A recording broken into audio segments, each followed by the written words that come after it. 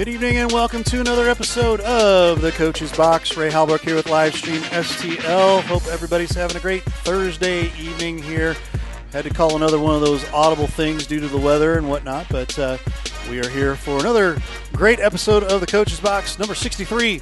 We're going to dedicate this one to the great memories and graduations and all of the fun folks over here at all the different schools that we've been a part of. And guys, I see the guys here.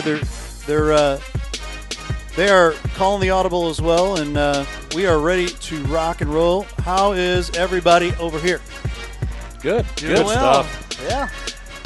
Yep. School's out. For summer. Doing well. There you go. I like it. Definitely, we want to make a huge congratulations to all the 2021 high school graduates. I know last weekend, this week, there were a bunch of high school graduations around the county and around the St. Louis area. So I want to give a big shout out to all those high school graduates and best of luck to them in their future endeavors, whatever that may be. So I definitely want to give a huge shout out to that.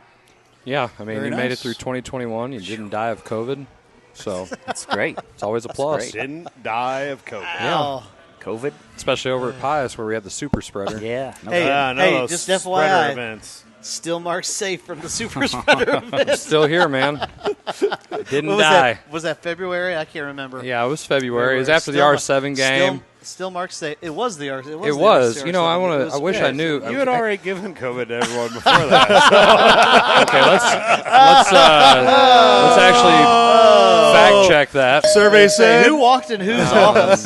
Yeah, I'm pretty sure you came into our office. And And I was everybody invited. else, And I was, didn't know that you had it. I didn't have Apparently it. you did. I didn't have it until Whatever you several want to say. several days after your event. Whatever you want to say. Hey, I don't know. They say those symptoms. You know, you could not have anything from 0 to 14 days. You could have. Oh, he called me too. Oh, I'm sick. Yep.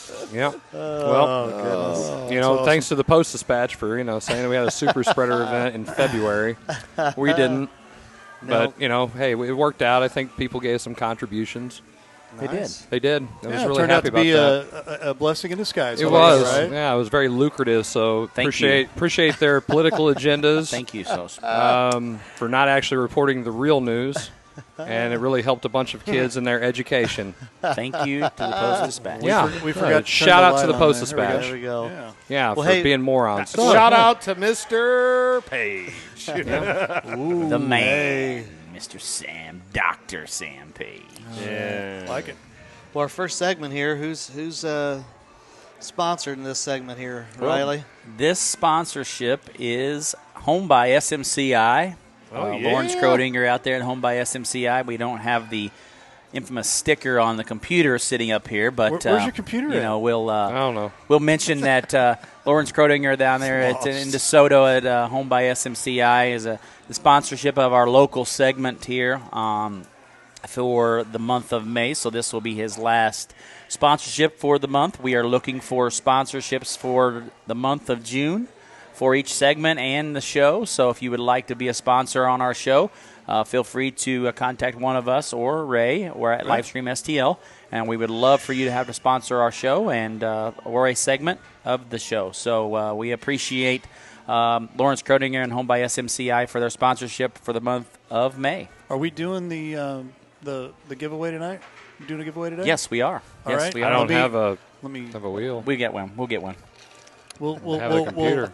we got Amy We here. can We'll have her spin improvise. the We wheel. got paper.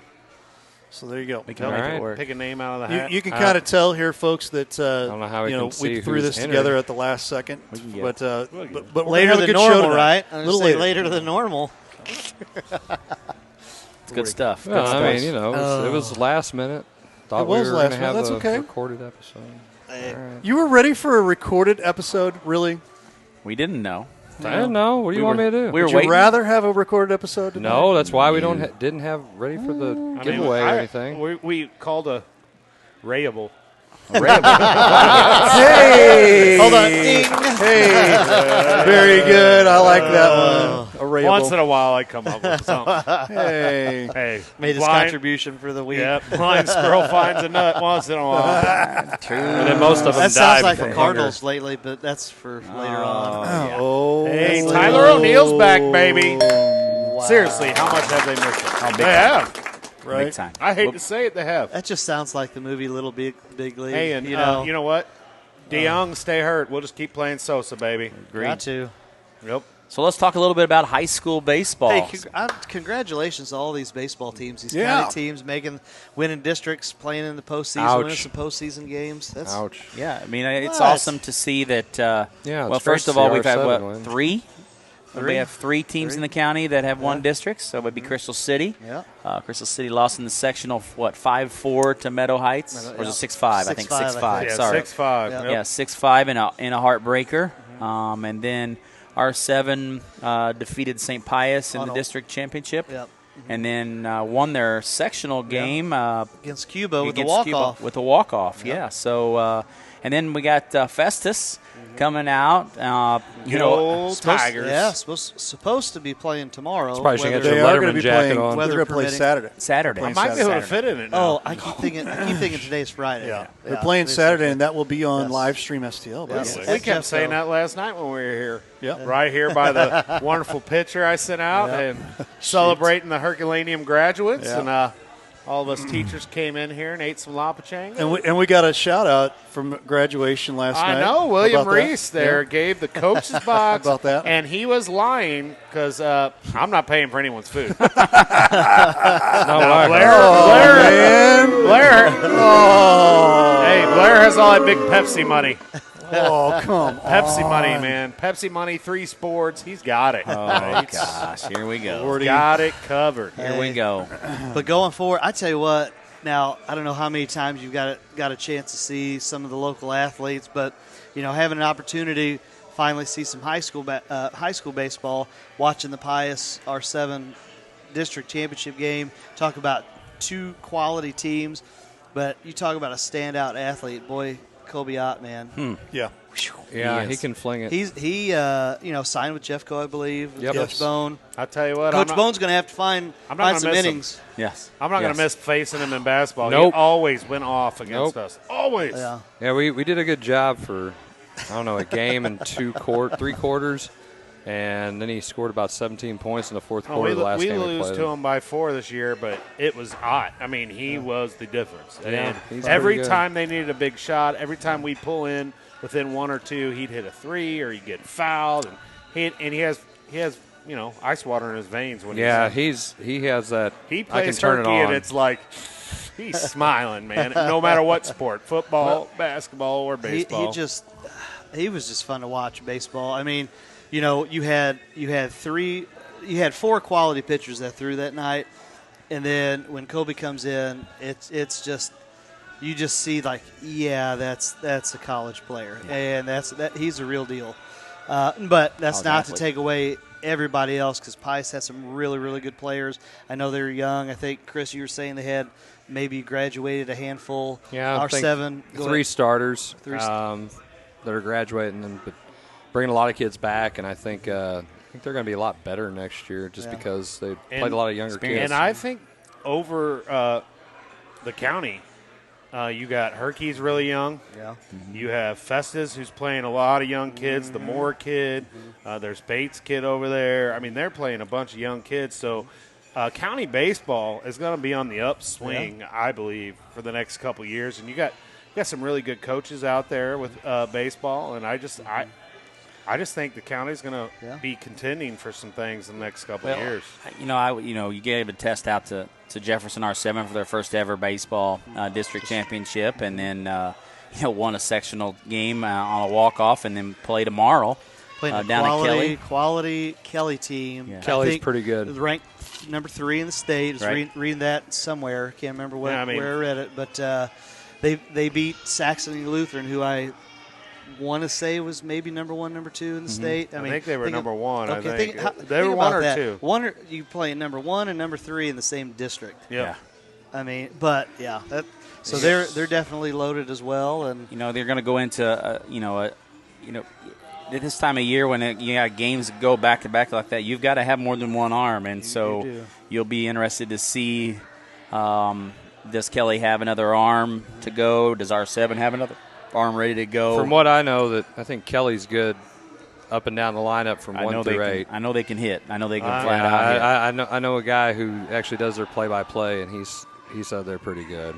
Good. So, I mean, if R7 beats them, hey, I mean, all the credit. They have a good group of seniors. And Coach Coonley does a great job out there. I mean, just when continue to build. You're looking at Festus, and Festus has Summit, and Summit is 16-14. Festus is 15-14. It's at Jefferson College, which I think favors Festus. You know, I think that could be it. You know, who knows? I mean, I know Summit beat Parkway West 11-1.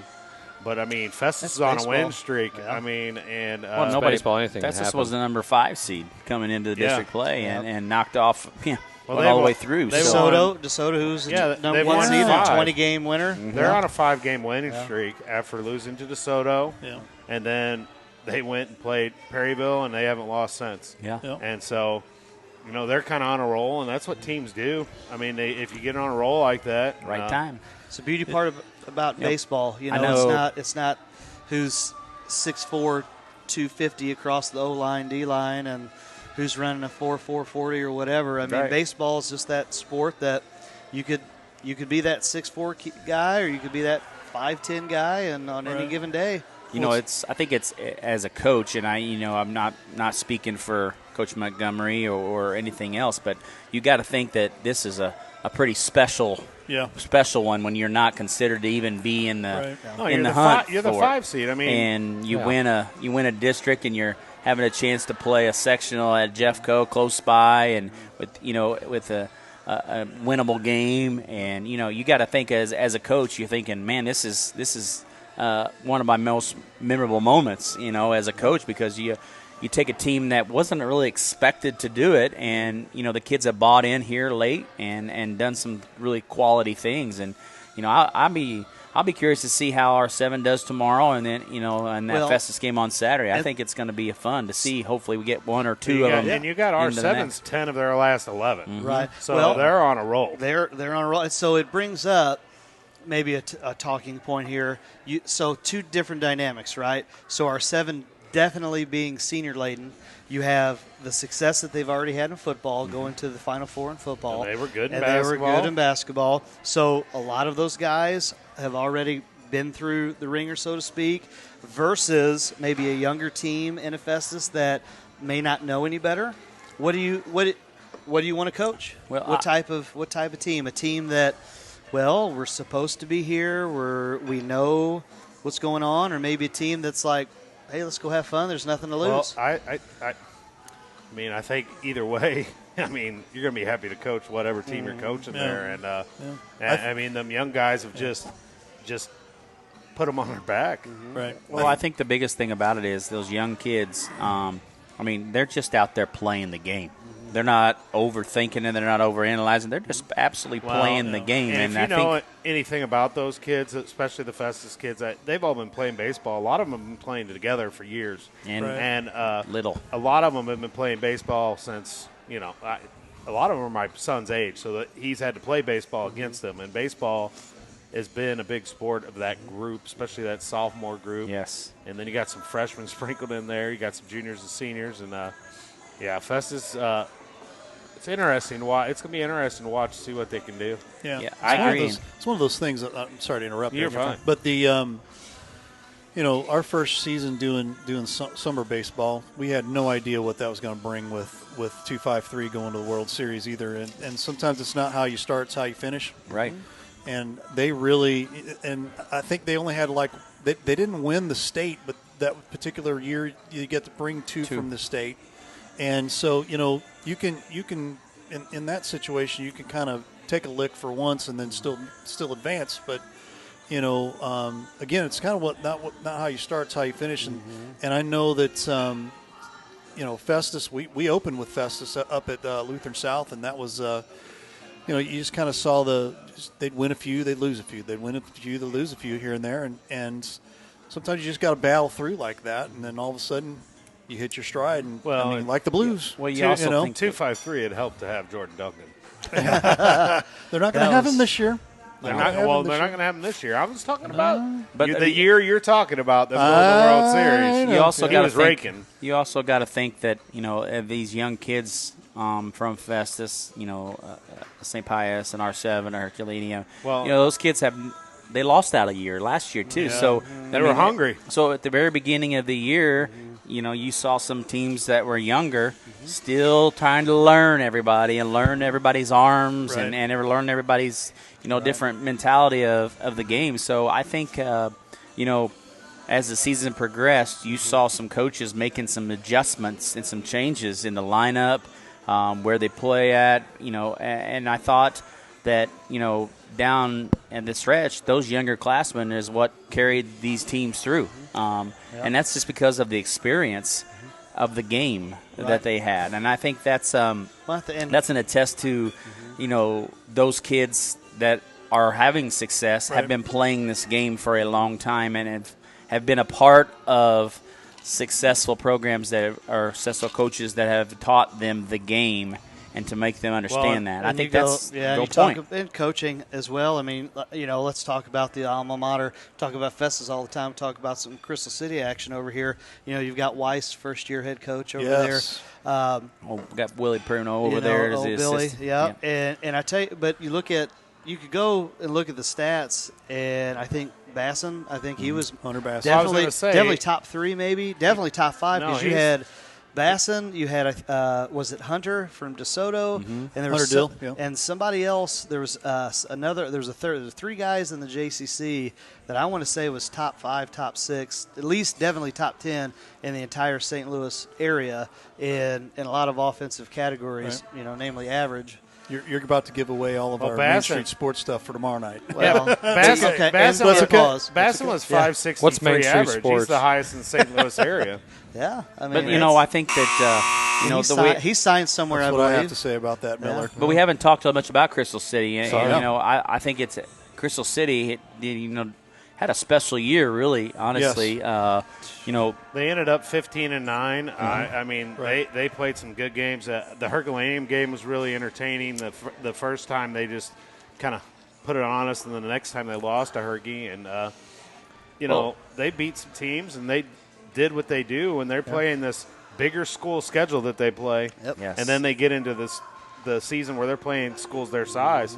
It helps them in basketball, helps them in all baseball, sports, it even helps them in football. Even though, that's a numbers game, and that's just a different animal. But basketball and baseball, it's helped them. Yeah. Well, and then losing that heartbreaker, the other night, 6-5 to Meadow Heights. and I know that they were hoping they could get one more chance to maybe to advance to the Final Four. But I thought it was awesome to see, just to build excitement back around baseball, because Crystal City was pretty solid about 4 or 5 years ago, maybe more than that. Maybe Well, when they were 2010 they won one. State. 2000 they won state. Yeah, so you go back and you look at the history of Crystal City baseball, and you see a lot of success. And so, it was nice to see that success starting to come back a little bit. It's good. It's you good go for back, them hold on. to see without R7. I guess yes. Well, Alex Winkelmann. Let's just go ahead and start there, because that was after R7. You Rothweiler and Winkelmann and that Winkelmann group. was a R7 kid, I think. Was he really? Yeah. I thought, R7 started, because I remember coaching against him, and older Graves was there, but then also Winkelmann was in his senior year, and all those guys. I mean, they were great at basketball, because that was Samples, that group. Yep. I mean, you talk about a group of kids. Dude, we were. It wasn't just basketball and baseball. Football, we were raking it too, and track. Yeah. I mean, and it wasn't just boys; it was girls. And I mean, Crystal was getting the prime athletes from R7, and we were, when we went to that day that those kids would come over and tour. R7 students would tour all the schools. Oh, yeah. I've been a and part dude, of we it. rolled the freaking carpet out for them at Crystal, and we. Sounds like recruiting. Well, it was. It was. You were recruiting for one of the was. three. Man. Feeder school recruiting. Can't do that. Private school. Oh, there's plenty. Go of back to your recruiting. phone, Chris. Right. Go back and deal with I know we've been talking about. You can tell we've been talking about baseball. He's over here. peanut gallery over here. I do think, as you were talking about these guys progressing throughout the year, I look at Herky as a squad that a lot of those kids have been in those positions in the two sports they played before. You have Deering, you have Jarvis, who played a bunch in basketball, and Dylan Black played a bunch for the basketball team. And you got kids that started in other sports, and I think it carried over, and they had confidence. By the time they got to baseball, they're like, we're supposed to be on varsity. Oh, so what? We're sophomores, and I think it helps when they play other sports and they lead in those sports also. And I think Coach Rhodes wants to give a shout-out to Billy Pruno for a shout-out for a great coaching job. Oh, yeah. It always helps to have a veteran coach on the sidelines, especially a first-year coach, have a veteran underneath you to kind of guide you a little bit, and then just as a mentorship more than anything else. And I think that's an important thing. But Weiss knows his baseball, too. Oh, yes, he sure does. But I'm saying is it's helpful to have somebody that's a veteran of the county, a veteran of the, the local community. I know he's a very avid supporter of our show, and so I definitely want to give. Great. He don't like the fall forward, just by the way. He praised me for slamming you on that one. And I was really happy when I saw him at the game because we played Crystal right after that. And he goes, thank God you were telling him not to fall. I was like, yes, Coach Pruno. He used to live in my subdivision, and his wife and him, they were such good people. And I hated it when they moved out. But, he's a great guy. Oh, Coach Pruno is big, but I think the biggest thing about the local high school baseball is, we talked about this I think about 4 or 5 weeks ago that,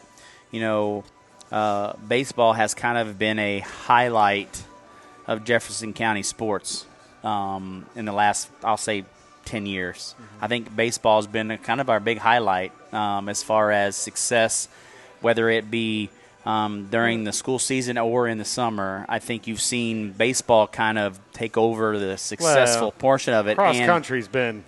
Well, it's always been there. Yeah. But you think about as far as on an overall form of it, I think you've seen baseball kind of turn that page a little bit in the last 10 years, considering that. So, and I think that has a lot to do with the success of baseball, starting those kids out playing at a younger age. And I think that is a huge thing for them and for those kids. And I can guarantee you ask those kids, I think it's important to them to play in the off season and to build that momentum moving into school ball.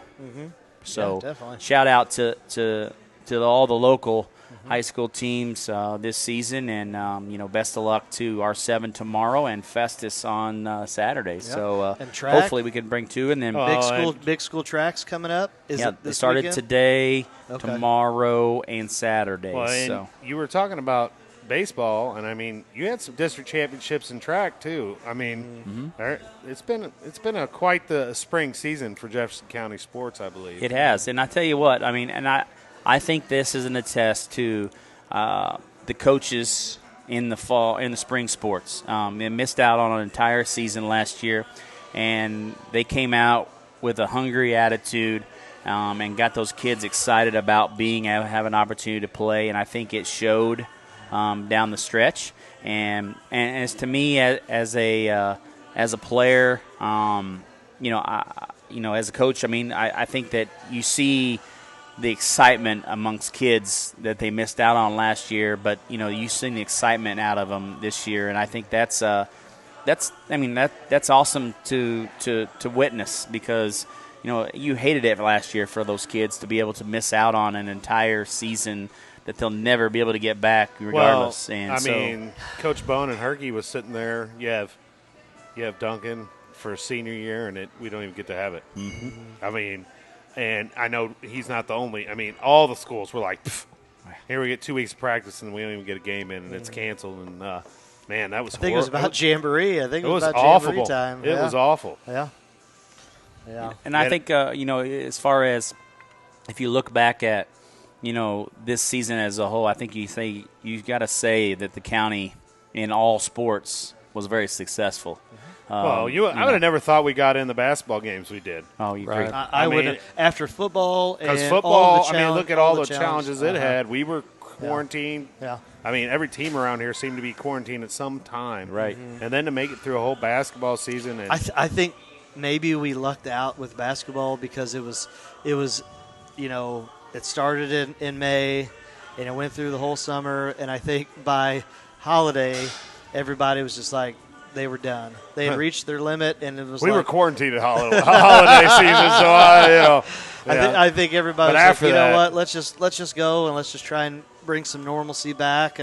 But like you said, just to reiterate again, to the seniors this year.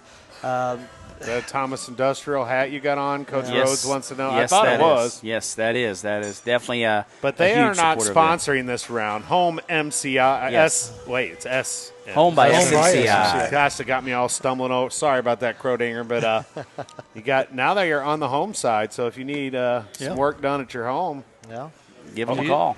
I haven't. Commercial and No, my residential. air conditioner's working. Yeah. My hole's covered up too, Ray. And It's not finished, but it's covered up. Hey. I tell you what, I mean, and there, and another, Ron Rhodes commits to that, but Thomas Industrial Coating is a huge supporter of Jefferson County athletes, Jefferson County sports across the board. I mean, it doesn't necessarily have to be Herculaneum, St. Pius, Grandview, R7, Crystal City, Festus. It doesn't, Hillsborough, it doesn't matter. He is a huge supporter of local kids, and so I attest to that.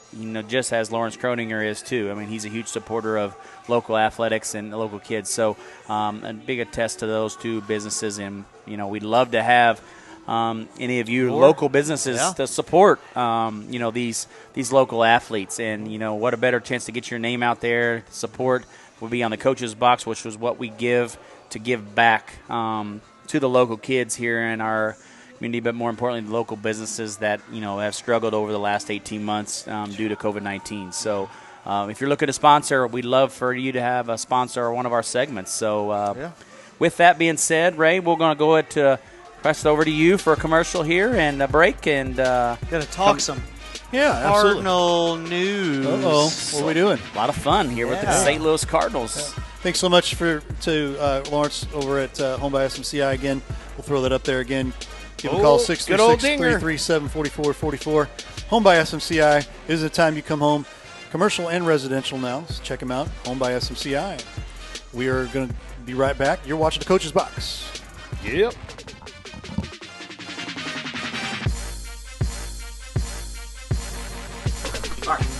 Yep. Hi, I'm Ray Halbrook from Livestream STL. And I'm Zach Bone with Festus Post 253 American Legion Baseball. No, I don't like that either. Let's go back. Hi, I'm Ray Halbrook with Livestream STL. And I'm Zach Bone with Festus Post 250. Hi, I'm Ray Halbrook with Livestream STL. And I'm Zach Bone with Festus Post 253 American Legion Baseball. This summer, we're partnering with Livestream STL for a fundraiser that will bring you every game of the 2021 season right here on Livestream STL. If you're interested in signing up, please click the link below. If you're interested in sponsoring one of these games, please contact Livestream. A portion of all proceeds will be donated back to the Festus American Legion Baseball program. We hope to see you out at the ball field and online. Better? Perfect. I like it. I like it a lot.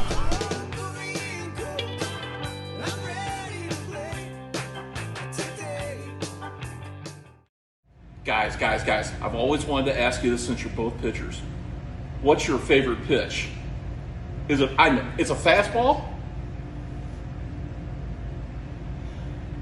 Okay. I know. It's a curveball. No? Okay, well, what's your favorite pitch? Oh, yeah. Spitball. The Main Street Sports Show. You never know what we're going to throw at you.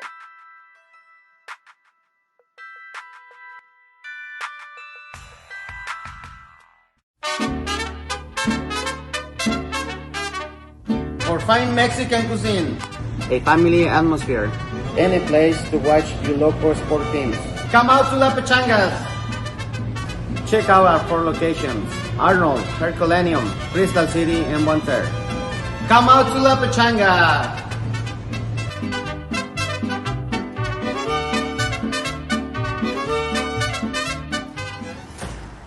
Tell us we can't, and we'll prove you wrong. knock us down, and we'll get right back up. Call us risk takers, misfits, bad boys. But we know what we want, and it feels like American muscle, looks like advanced engineering, and smells like fresh, cut grass. Bad boy. Mow with an attitude.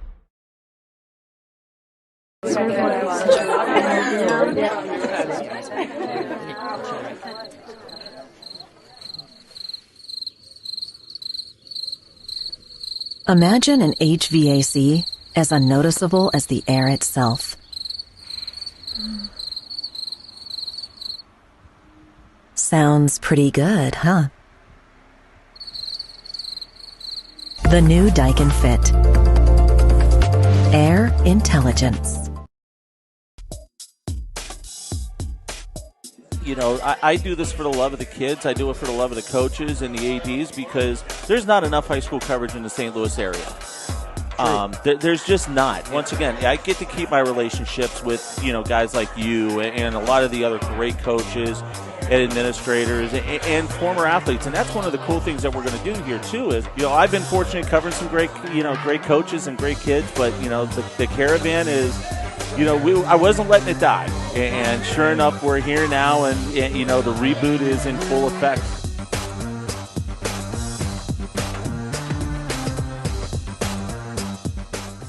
Hi, I'm Ray Halbrook from Livestream STL. And I'm Danny Sigmund with Rock Memorial Post 283 American Legion Baseball. We'll be partnering this summer with Livestream to bring you all of Rock's action for the entire season online. If you can't make it out to the field this summer, please click the link below. You'll be able to watch all the action online. If any businesses out there would like to sponsor us, please reach out to Ray at Livestream STL. Part of the proceeds that are generated will go back to the baseball program. We hope to see you online and at the ball field.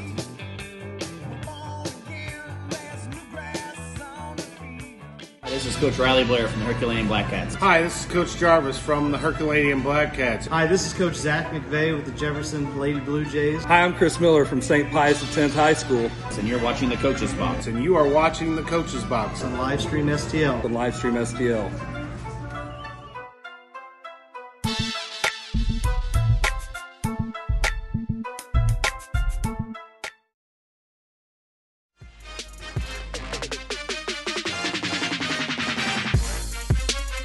And we are back here for round two of the Coach's Box here, our second segment here, and hope everybody's having a wonderful week here. I know we've got graduations going on. Give you guys just a little bit of an update on what we've got going on here for next week and the rest of this week here as well. Let me find my graphics here, but I do know tomorrow night we're going to be out at Grandview High School for graduation, but also tomorrow we will be out at we'll be out at Jefferson College for Main Street Sports. I'm trying to figure out Main Street Sports Standout. So that'll be at 3 o'clock. So check that out. We're doing a special Main Street Sports standouts for baseball and softball, and we're giving away plaques this year for those that are going to be the recipients. That'll be live from Jefferson College, Grandview at 8 o'clock, their graduation tomorrow night. And then also Saturday, the big game Saturday we got going on here, Rockwood Summit and Festus. That is at 11:45 a.m. That'll be our pregame. First pitch at 12 o'clock, live from Jefferson College as well, as we roll into our next segment here.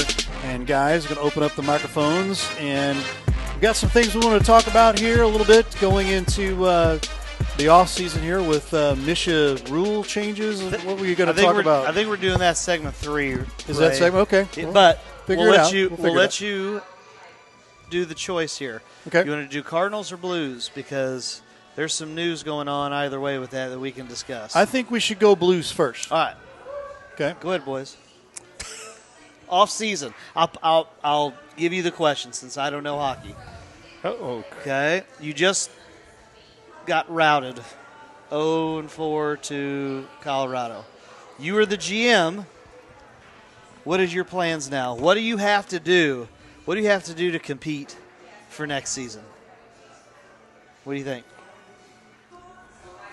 Well, don't all. It's like my class sometimes. I think the biggest thing that the Blues have lacked this year was defense. I thought their defensive presence was a little less aggressive.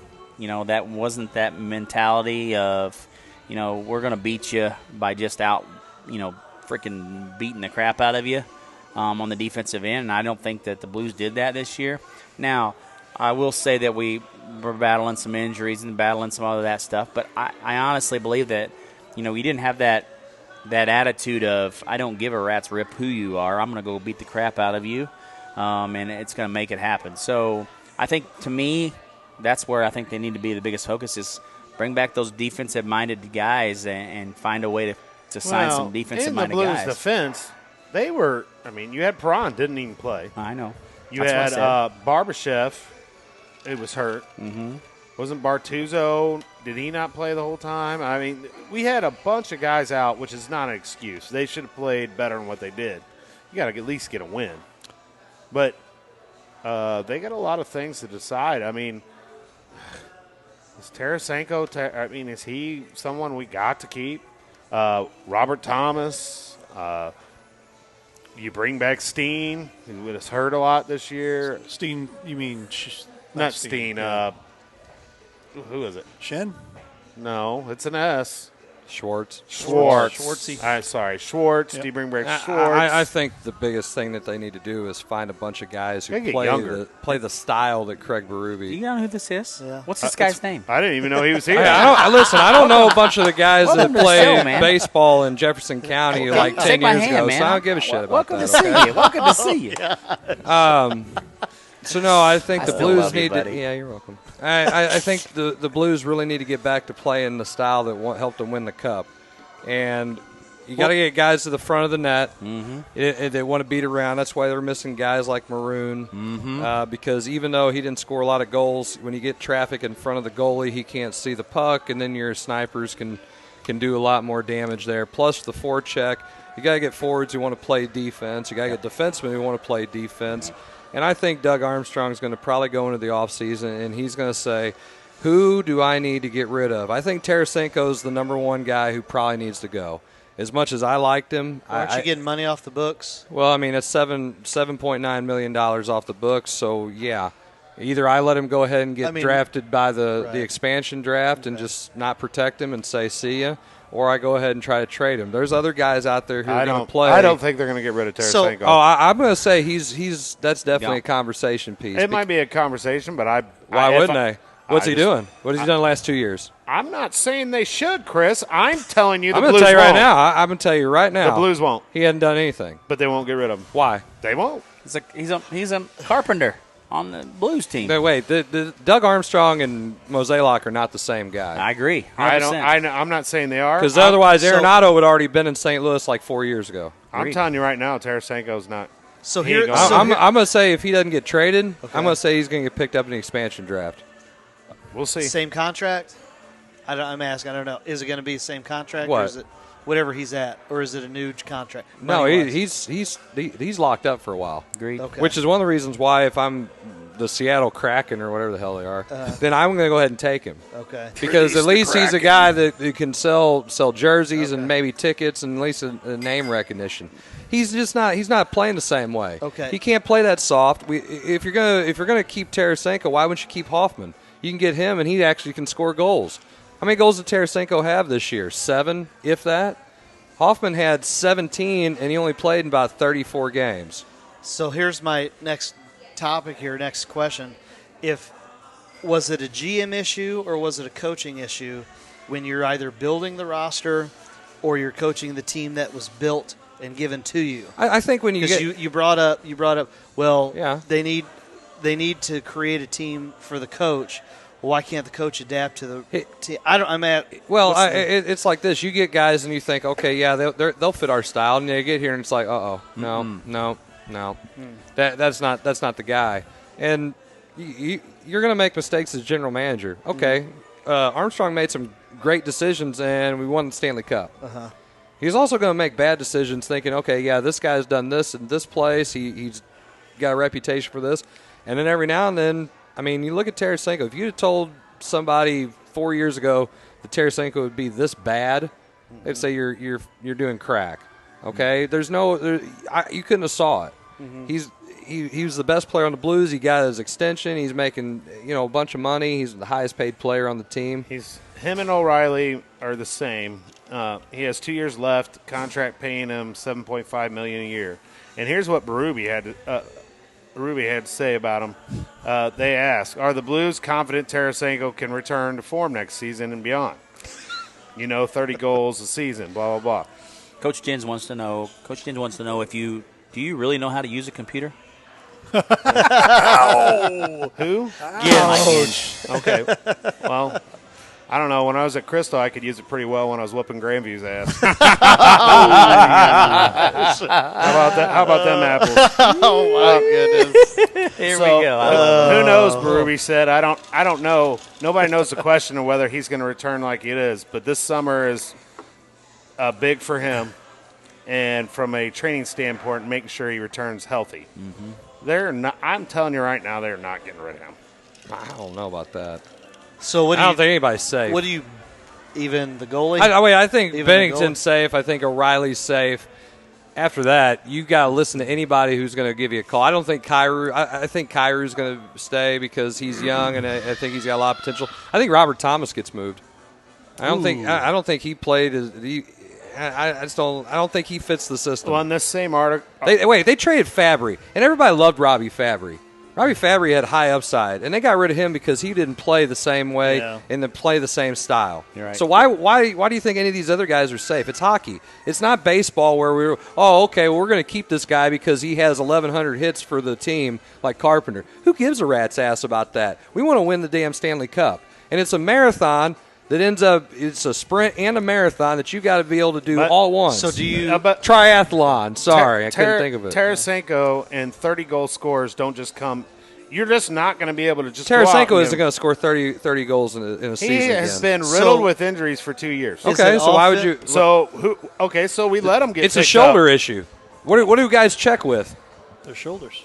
So you aren't paying Tarasenko to check people. Everybody on the Blues team has to be able to play that way. It's set. You're not paying Tarasenko to check people. Then you're paying there's him a to reason score why, goals. And he ain't doing it. Right now, he's not. So you got to go. He's not going to go. Bye. But he won't. So here's my put a side bet on if you want. Yeah, my take on it is a lot like this. Okay, so Tarasenko and the last couple of years. I mean, obviously, 2019 was a magical year and whatnot, but the you didn't see the Tarasenko of his first 3 or 4 years. We bring in Hoffman, and this is the thing I love about Hoffman. He ain't afraid to shoot the puck. And you've got to find guys that know. I've got a shot. I'm taking the shot, and you don't even apologize about it. That's the thing for me. What is it? An offensive issue, defensive issue? What do you think? Because didn't they get smaller from the Stanley Cup? Weren't they rolling out 6'4", 6'5", 6'7"? Yeah, I mean you got to you have to have forwards who and defensemen who actually want to defend. What if we put him up for expansion? Sure. And he doesn't get picked. Okay. So then he's a Blue. We could still trade him. I agree. We're going to have to trade him then. Because, he's not. He ain't going to play worth a crap for you. You just put him out there for expansion. He's not going to play. He's not going to play well for you. It's a conversation. I think Berube's the kind of guy who's going to sit down and say, listen, it's like this, man. And him and Armstrong the same way. I mean, they got to win. And if he's too afraid to do the stuff, to do the forechecking, to play a physical style that you still got to be able to play against another team. I mean, you talk about not only was Colorado faster and played faster, they were more physical. Shin tried to fight Landeskog, and he got his ass handed to him. And he's a physical dude. Yeah. So, and they're talking about Landeskog. He's going to be an unrestricted free agent. I would take him over Tarasenko right now. I'm not arguing for Tarasenko. Like, I could care less if they get rid of him or not. I'm saying they're not going to get rid of him. I don't see why they wouldn't. 30 goals. The potential there. The potential is there. And if they let him go and he scores 30 goals, then they're going to be. Well, if the Earth's axis moves a certain way, there's a potential his phone's going to float. But I don't think that Tarasenko's going to score 30 goals. I think I got a better chance of watching that phone float. Your personal feelings aside, I bet they keep him. It's not my personal feelings. I just bet they keep him. Agree to disagree. Sure. I mean, they may keep him. But that's why I said that it's all about the defense. You can argue with me till we're blue in the face. That's what I'm saying. Is it an offensive thing? Is it a defensive what gets them back? Defense. You still got to be able to score goals, though. But they don't shoot. They need somebody in front. Shoot. They need somebody that can stand in front and do something. Let me tell you. And they tried to put Tarasenko there because he sucked out a wing, and that didn't work. The only reason why the Stanley Cup was won in St. Louis was because of the defense. It flat out, you 100% say it. Okay, then let's go back. Who did we let go? Let Patty Maroon go. Okay, no, I'm talking defensively. Who did you let go? But you also the guy with the heart problem? Yep. Yeah, Bouwmeester. And as much as everybody hated him, and I was one of those guys, I'm like, that guy's trash. Since that happened. Dude. Wasn't that Bouwmeester was the quietest, most solid defenseman we had next to Pietrangelo. Parayko? You let Parayko hasn't taken over that. You let Pietrangelo go, and you say that Falk. Falk's not. He had a really good year this year. Is that a but defenseman? he's not Pietrangelo. Okay, and neither is Krug. And that was my next one. I was going to say. Yeah. So you tried to replace Pietrangelo with those two. Yeah, but this is why it's not the same guy. But this is why I ask you: is it? From what I gather, which is not much because I don't know, but it sounds like they went from a defensive style to an offensive style. Well, and Berube doesn't. Okay. He's not good. Okay, then that's my question. Like 101 graded. Not that they were going to ever get rid of. Did you listen to 101 today? Not to bring up another show, but they graded his job this year at C. Okay, so that's my question. And Armstrong at like a B- or a C. So would they have been better, not at getting another coach, but if he would have done something different philosophically? Well, if he had more people like Maroon, if he had more people like his style of coaching, I don't know. But why does he not adapt to the roster is my question. Why should he have to? Because if that's your coach, you should get players that fit his. But they didn't. I know, that's stupid. Okay. And that's why Armstrong got a C probably by the fast lane or whatever today. Got a couple of good ones here. But I'm not a hockey guy. I'm just arguing. Kevin Holly popped in here, I think. Sundqvist, yes. Sundqvist is missing, Yeah, he got hurt. You know, he thinks they're going to send Tarasenko to somewhere for the right deal, i.e. Jack Eichel. How about that? Yeah, I don't think Eichel fits the system either, though. I think he's too finesse. And besides, you're coming from Buffalo. I mean, O'Reilly, at least he played somewhere else. Eichel's, Delaware. Yeah. Going to Delaware. Buffalo has – I mean, even O'Reilly's talked about how terrible the whole atmosphere in the Sabres locker room is, and I don't know. I don't know if he can. I mean, look, it takes a guy who wants to put the team before himself, but you got to have some guys who are quick. They're nasty. They want to play in front of the goalie. They want to hit somebody. And then you have guys who can put the biscuit in the basket, and really you just don't have those guys. We just don't have them right now. I think Kyrou is going to be a good player. That's why I would say I'd let Tarasenko go for and just say, okay, if I had to, I'm going to keep Kyrou. I'm going to keep Robert Thomas, and I don't know, Zach Sanford. I think he's not very great. I mean, he's too inconsistent too. Schwartz. I think Schwartz needs to go. Schwartz is inconsistent. I completely disagree with you. Well, what are you going to? You're paying him that much money to just hope and pray that he scores. You got $13 million wrapped up between two guys that you hope that he plays healthy and tough and scores 40 goals. And then Schwartz, well, maybe he'll score, and maybe he won't. I mean, he does a lot of other things, but you can't pay somebody that much money to not put the puck in the goal. And that's the problem with Schwartz. That is the only problem with Schwartz. He doesn't score as consistently as he used to. Yeah. And look, you're playing hockey. Guys get older, they stop doing things they used to be able to do. Even Ovechkin isn't the same player he was years ago. I think how many goals does he have? He still has more than anybody the Blues have. Right. If you look at our roster, I said he isn't the same as before. If you look at the roster and you say that they perform at their average over their career, this team is playing for a Stanley Cup again. I mean, Schwartz. But we had injuries. You got to think about all Schwartz of those. Making $5 million. I think all of that still a lot stuff of money.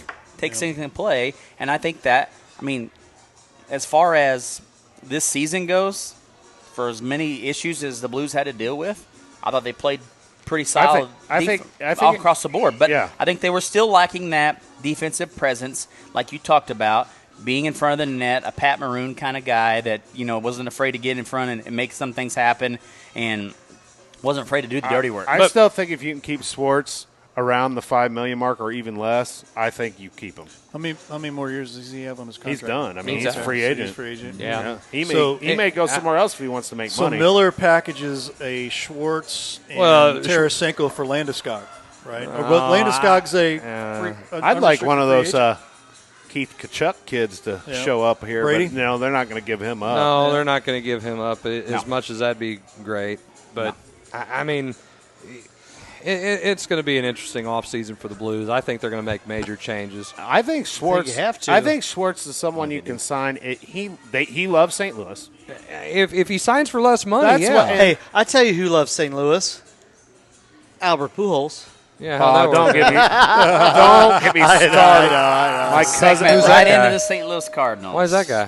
Who's that guy? Hey, well, he's playing for the Dodgers right now. Yeah, but anyway, go ahead before we pivot. Before we pivot on to the other St. Louis pivot. And they said O'Reilly was soft in Buffalo. Yeah, they did. But I think he's obviously proved different. But will that translate with Eichel, who's a younger player? O'Reilly played in Colorado before he went to Buffalo, so it wasn't like that's the only place he's played. Eichel plays center, right? Mm-hmm. Yeah, okay, so we already got Shen and we already got O'Reilly. Do we need any more centers? And you got Bozak too. Yeah. Mm-hmm. So do we need any more centers, or do we need some forwards that can shoot the puck and hit somebody and defend? That's what I would say. I mean, if Schwartz wants to sign for less money, that'd be great. Let's get him. Bring him back.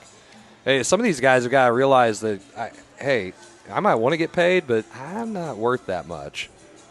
Well, just saying. Derek Moonier agrees with me. I think they're going to go after that'd be cool. But Keith are they Kachuk going to give him up? His kids are pretty good, too. Yeah. No. I mean, we had to give up the farm to get him.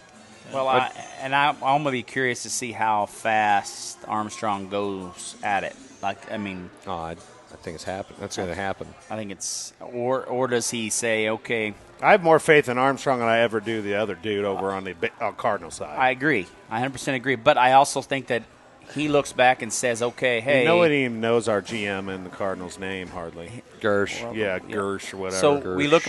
you look back at this Jockey. season and you think about the adversity that team had to deal with. If they're all healthy and playing their potential, I honestly think the Blues are contending for a Stanley Cup again. I still think they need defense, and I agree with Kevin. They need someone that puts the gosh dang puck in the goal more. I agree. And that's where you argue against Tarasenko, which I get. He doesn't consistently do it. No, he hasn't for 2 years. Mm-mm. Now, that shoulder's been jacked up, and that's an excuse, so who knows? But there's the Blues. That's the Blues in a wrap-up. Let's move on to the St. Louis Cardinals. Anybody hear anything that's going on lately with the St. Louis Cardinals? Yeah, apparently you can't have some stuff on your hat. Some issues on the hat here. That's why I had to take my hat off today. I figured that's what it was. You talk about it because I've got my own take on everything. I'm going to tell Coach Jarvis gets back on here real quick. He needs Coach Jarvis. Yeah, we're waiting on that guy. Yeah. Hey, Coach Kevin Jarvis. Harley. Hold on a second. Do you think it was Coach Miller didn't want to wear a hat tonight because he had that substance, that recruiting card that was underneath the bill of the cap that he didn't get to get out of there? Yeah, because you public schools keep screwing up. We're just going to keep letting the doors open for all those other kids coming in. Kevin, care about your education? Hey, we got the highest ACT scores Kevin, in the county. It's hard to agree with a softball/soccer guy, but I did. Oh, well. Oh, wow. Yeah, that was pretty interesting watching Schilt get all fired up. I think it's an interesting topic. I think the biggest thing about the whole topic is, we talked about this earlier before. I love Mike Schilt. I mean, he is so determined when he is fired up about something. My goodness, is he good. I mean, I love listening to him. He can give a little pep talk, too. Oh, yeah. But I think that And that the guy biggest that thing of it- accidentally Isn't that put why? the one in there I can in say, the isn't that playoffs? why Randy He's A's gone. not here anymore? Rosarina. I know. Hey, that might No, be the that- reason. That kind of sucked about He it. gone. Might be the reason, but I think he had. I a knew he was valid- gone as soon very as that valid happened. point. Yeah. As soon as that happened, I said, "Oh, He gone. he gone." That's it. But here's the thing, right? We're how many games into the season? We're in the 7th, 8th inning of that ball game, and that's when you choose to make a scene. Mm-hmm. That's what I think Schilt was arguing about from the get-go. Right. And then to sit here and say, hold on, time out. You're going to single out this pitcher in this situation when any other game that you've been umpiring, you could have made the call. And then once again, you're talking about what's legal versus what's illegal, what's allowed versus what's not allowed. Yep. And now they're talking about the spin rates on the breaking balls and the this, that, and the other. Well, my take on all of this is the fact that it has nothing to do with sunscreen and rosin and putting that together, or it has nothing to do with whatever the illegal substances are that they're putting. Have you ever seen an actual Major League Baseball compared to, a college ball or a high school baseball? It's like, I don't know, whatever that is. Crispy white. It's flat. There's no seams. You want to protect your hitters, put some seams on the ball, and then the pitchers won't need substances. That's the problem. It's flat. It's a flat-seamed baseball. I agree with that. And, I mean, yes, they already put the Mississippi mud on the ball, and they do all of that, but it doesn't matter when you're I don't know, the baseball is as slick or is as flat as these cups are. Put some seams back on the ball.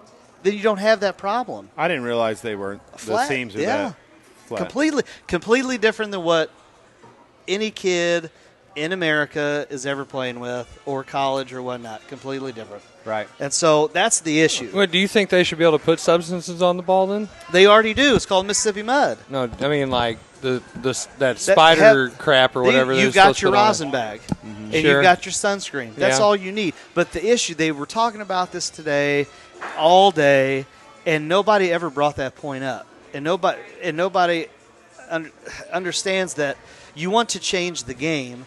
You know, they talked about bringing the mound back another foot or doing all these changes. No, just make the baseball, make the actual equipment better for the players. Wow. You talk about player safety.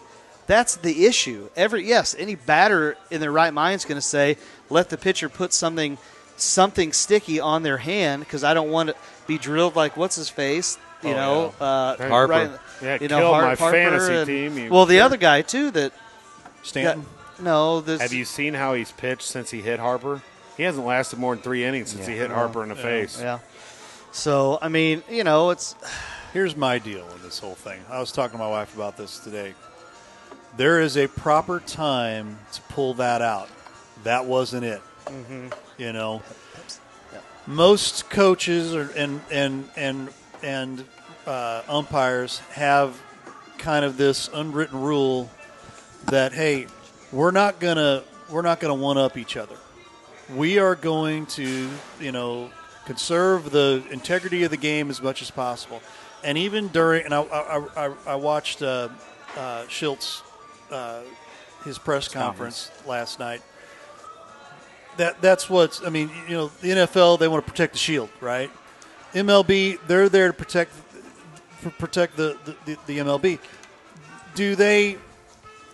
And he even come out and said, do they go after trying to find whatever they can as far as an advantage is concerned? Heck yeah, they do. But they do it they try to do it as best without trying to break the rule, okay? That's still breaking the rule. Well, listen. I don't know. I know. Everybody in this is baseball's what's going to tried happen. to- Listen everybody's to me. tried to- Mark my words. This is what's going to happen. Every time from here on out, because the Cardinals were the first ones to get caught doing this thing this year, okay? That didn't happen in 06 when Kenny Rogers had 10 pounds of and it was pine tar all over his hand, all over his glove, all over. Okay, don't get me wrong. Tony La Russa didn't say a word about that. Why? Because he knows. Okay? Schilt would have said, if all they had to do was in between innings there, hey, we see this on him. Can you talk to him about it?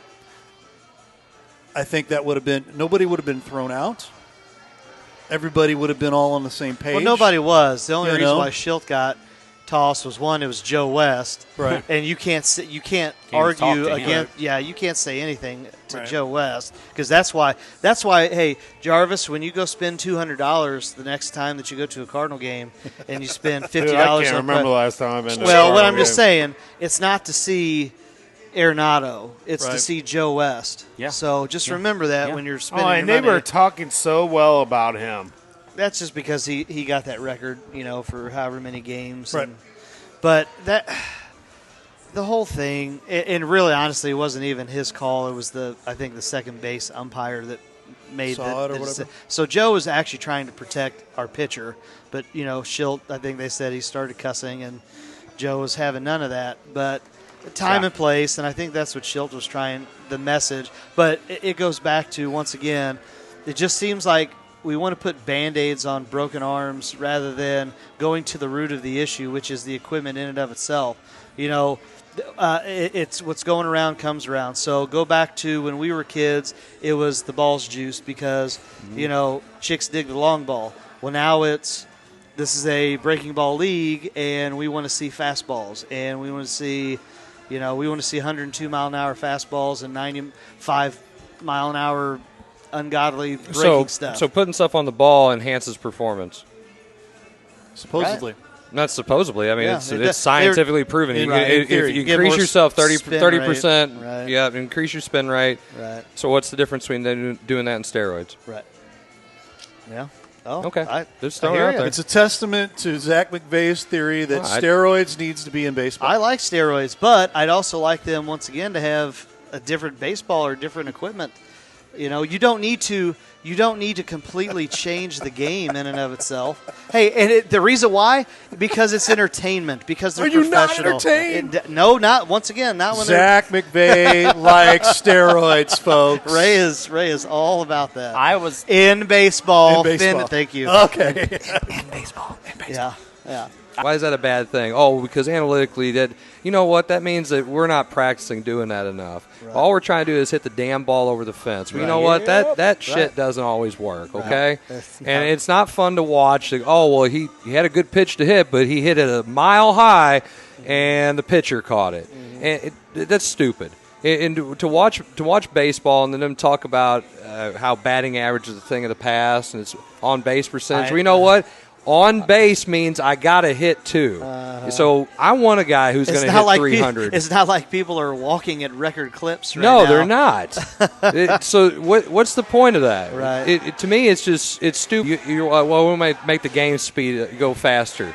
Well, if you're not and enjoy it, then people aren't teaching their kids about the game, right. And they don't need to be watching it anyway. They'll come, they'll get their little selfies, they'll do their stuff and sit there, and they might get hit by a stupid baseball in the stands.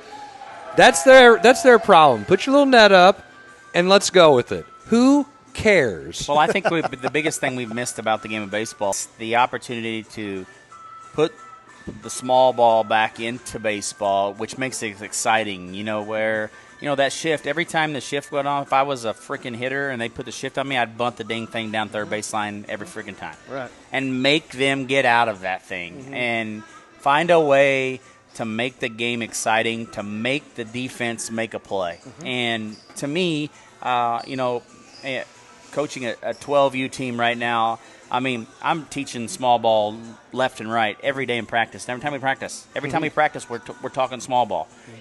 We're talking about guy with one out, guy at second base, guy at third base. Hit the ball to the right side, move him over, or scoring from third if you're there. With less than 2 outs. It's just the common thing of those one-run opportunities make a difference in the game and makes it exciting, makes it more enjoyable to watch. When you don't have that, I think you take away from the game if it's either a grand slam or a home run or a walk or a strikeout. Yep. Those three things happen consistently. You don't see a ground out to second base from a guy to move a guy to second to third with one out, and then all of a sudden you see a pop fly to the right field. Cardinals had the chance on Sunday when I was at that game Sunday, had a chance with the bases loaded and nobody out and couldn't with our top three hitters and could not find a way to score runs. You got the extra innings rule. I like it. I don't mind it. I like but you know what you don't see? Right. You don't see the bunt. To get the guy to third. Yes. Yes. Suicide squeeze. Find a way. Well, safety squeeze. Ground ball. Didn't hit the fly ball. Yeah. Nothing. Hit the ball the other way. No, I can't do that. Why? Because it's not taught. It's not taught. Yeah. It's not taught. Yeah. So guess what? That doesn't happen. See, the team, every team should be able to put at least one run in when they have a runner on second with no outs. Yeah. That's why they put the rule in, so you don't have to go to 12 innings anymore. You don't have to go to 16 innings anymore. It should be real quick. Right. And the team that can play defense against that, bring the infield in when the runner's on third with one out, they're the team that should win the game. Yeah. Well, and I honestly believe that, I don't like the idea of that. I mean, these are professionals out there. Why do we need to say we got to put a guy on second? Because that's time. Because heaven forbid we live in such a world now that everything's controlled. It's got to be by, everything's got to be this instant. Yeah. That's what makes baseball different, and that's the beauty part about baseball is that there's no time limit on this thing, and that it can go however many innings it needs to, and we just aren't. It's about money.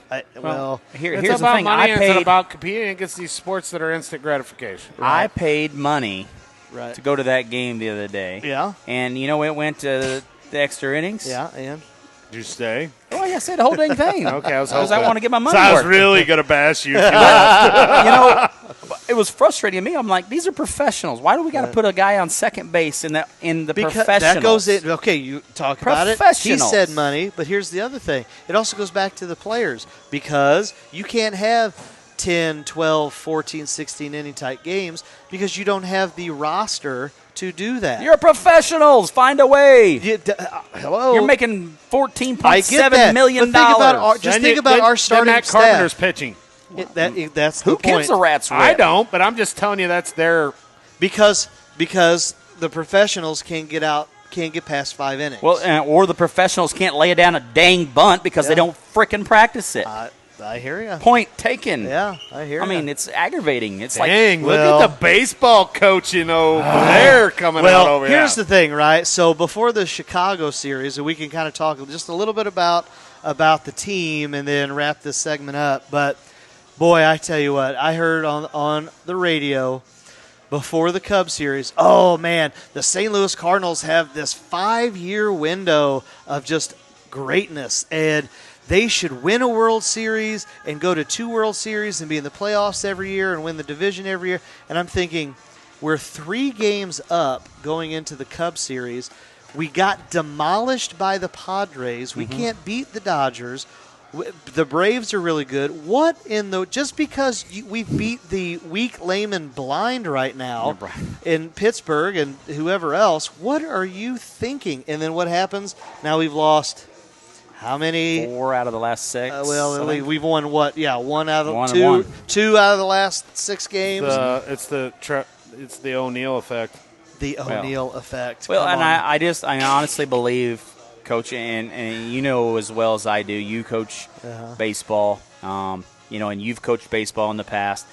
Not well. Well, I didn't say that. I said you coached. Dang! Still like you. Hold on. I want to know, though, if it's break blitz for football, what are we saying? And, hey, just go. Just go, man. Well, We're stealing. whenever I was hitting fly balls to the outfielders, sometimes they didn't fly very far.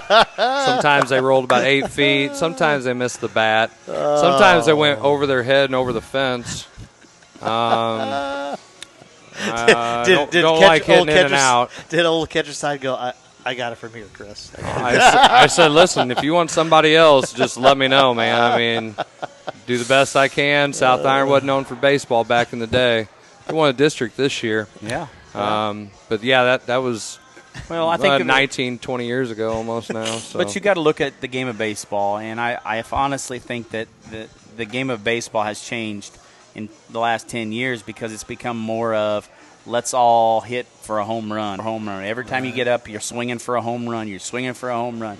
Mm-hmm. You don't see the base hit up the middle. You don't see the line drive over the second baseman's head. This is into why the Yachty's gap. still playing. Exactly right. This is exactly why Yachty's still because playing. that's the kind of baseball player he is. Yep. And, is consistent, and then as long as he's been around, he's played the game the same way year in and year out. And, as much as he doesn't hit home runs consistently, he looks to get on. He will over, find a way to score a run. I mean, he wants to win as bad as anyone on that team, and he does whatever it takes to put himself in a position for that. And I think that the game has changed that way. It's not about putting my team at the best position to win. I think it's all about, hey, I got to hit a home run here. I got to get that $1 million contract so next year. that does remind me. I'm perfectly fine with the 3-0 home run that the White Sox hitter hit a couple weeks ago. Boy, LaRusso wasn't. Huh? Who cares? Once again, professional. Yeah. You're getting. I don't think it's necessarily the fact he swung on 3-0 against a position pitcher when they were just beating the piss out of him. I think it's the fact that he was given the take sign and he didn't do what the coach told him to do. Now that's at the totally end of the day, different. at the end of the day, if LaRusso wouldn't have given him any sign and he would have swung on his own and that's fine, whatever. Yes. You put a position player in and it's Hey. just clown time at that point in times, whatever. But if if the coach tells you to do something, you don't do it. How would you feel if it was you? Oh, okay. Well, yeah, that's okay. He can do that. Well, no, you can't. I don't think that's what they were ever arguing. I think that's what LaRusso's problem was. Well, him, but I'm talking about the media. Everybody else, fans, media. The media jumps on anything they want to hear, but Right. they didn't exactly come out and say it exactly what happened. That's Well, what of happened. course not. Tony gives him the take sign, whatever that is, and he didn't do it. Right. Well, okay, at the end of the day, you didn't listen to your coach. If Tony would have wanted him to go ahead and swing on 3-0, you'd told him to swing on 3-0. There might have been a reason why. Right. And as much as I didn't ever agree with Tony La Russa when he was a manager, he did win 2 World Series while he was here. I'm going to say he knows what he's doing. Yeah. Even if he's 90 years old or whatever, and he looks like he's about ready to die. Right. But I think it was more than just that. I think it was the old school baseball on him. But he shouldn't have been swinging. Okay, so whatever the reason may be, he told him not to do it. That's the end of the story. Whatever the reason was, if he didn't feel like it was going to be a good pitch to hit, he gave him the take sign. If you tell a kid, hey, I don't want you to shoot the ball, and they do it. Right. Oh, he hit it 3. I told him not to. Come on out. Coach, I made it. Yeah, I told you not to shoot it. Yeah. Yeah. At the end of the day, I mean, okay, let's just say if a team's beating the hell out of you and one of their kids shoots a 3 and makes it, Jarvis is okay with that. Jarvis is okay with that. Are you going to have a problem with it? Yeah, they're rubbing your nose in it. He's fine with rubbing noses in it, though. Just saying. I'm not fine with rubbing Sure nose you in are. it. I said if you have your freshman tailback in, you're not going to tell Okay, him well, to that guy wasn't the freshman tailback. That's a starter. Right. Who swung on a 3-0 pitch. It doesn't matter. At the end of the day, it doesn't matter if the fact that La Russa, the what do you coach, think the about manager. South Iron and the way they did this year. Then, you know what? I can only say what I would do if I was the coach, and I've already explained that part of it. So maybe we'll get to see that this year. I honestly believe, here's what I tell you about the game of baseball, and I think that point taken is here. When you coach the way you coach, there's a reason why La Russa got mad. He coaches old school baseball. Right. Let's find a way to win the game the right way. Let's do it. Let's put the bunt down and move him over from first to second with less than one out, and then find a way to get him to third. Sure. And try to find a way to get him in. And the little things like that, the game has completely changed and gone away from that. Yeah. And so when you tell a kid or an adult to take a pitch and they don't do it. Okay, Chris, honestly, did he sit the next game? I don't know. Okay, I'm guessing he didn't. So I don't follow the White Sox all too much. All I'm going to say is that I don't know if La Russa told him not to swing. Because if La Russa was that upset about it, he's probably not playing the next game. He might have just pulled him in the office and said, hey, don't do that. I gave you a take sign. Then he wouldn't have said what he said. Something happened to him. I think he pulled him out of the game, didn't he? No, because it was at the end of the game when that I don't know what he did. There was something. I'd have to look it up and read it. I don't know. Well, Coach Sproul wants to know here. I wore a dress playing golf, and I suck at golf, and this 2-year-old can kick my ass at it. Oh, okay. It happens. By the way, if anybody wants to know, I suck at golf. Let's just get it out there. Ray's got a video. He's probably more than happy to show me putting the damn ball in the still anchor. Yeah, we were talking about the relays. Relay. Oh, God. Shut up, Sproul. Well, that's yeah. I think that covered. I think that local covered national some local. scene of sports here in St. Wait Louis. a minute. With the, national scene of sport. We ain't even talked about the NBA at all. Well, that's not. Is anybody even watching? I am. You're what? Yeah, I tell you who else. You're is watching now the like- coaches What's box. that? No one's watching The NBA? Okay. Association? It's playoffs. I watch. Yeah, okay. I watched the finals. When there's nothing else on, I mean, I think I'd rather watch the There's thing dry. nothing else on. There's baseball on all day long. Yeah, Coach Sproul, I think I believe there's not in. baseball on all day. By the long. way, we are dealing with some major issues, and I'm about ready to throw all my equipment into the trash. Needs more It's apple that juice. bad today. More juice. Doesn't have anything my to do with gosh. the apples. It's a rayable. But Coach Jarvis is the anchor. He will always be the will. anchor. Yeah, if you need your Is that what you're trying if to you say? need your Hey, boat to are stay you in the trying same to say spot. is he weighing us down? Is that what? Is that he's weighing the show down? That might be what Coach Sproul is trying that, to say. Is that I why don't there's know. always technical difficulties? It's Jarvis's fault. He's weighing the internet down. Wow. Oh goodness. Well, Ray. All right, Ray. Let's see if we can get you to. We'll send it off to you for a little commercial break and come back with segment 3, which What? is talking a little bit about some of the changes to high school sports for Misha. So we'll be interested to see what those changes are coming up here in the third segment. Yes, Josh Spool issues. Tune in. You are watching the Coach's Box. We'll be right back.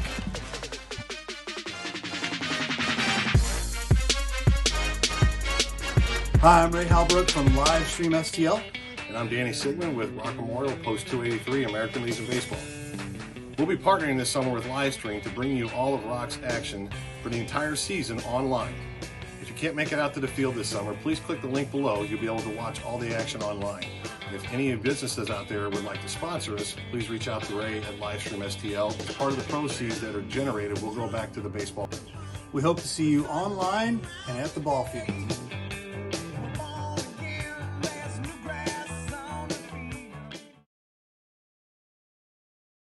I'm not going anywhere. Keep the free throws. Shoot the cops. Join us. Coach's Box, 7 p.m. live from Lopachanka. Tuesday night. See you there.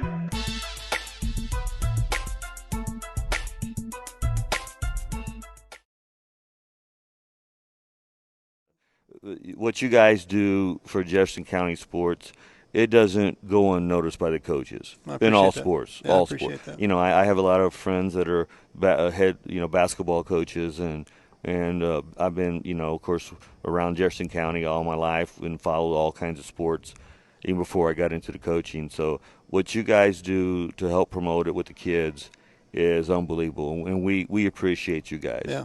For you guys to take your time and what you do is awesome. Just awesome. Yeah, we try, we work hard, and we think they deserve it. The kids deserve to be able to be seen, and if we can turn out kids in the community to better them, get them in college, and make them a better citizen, that's the key.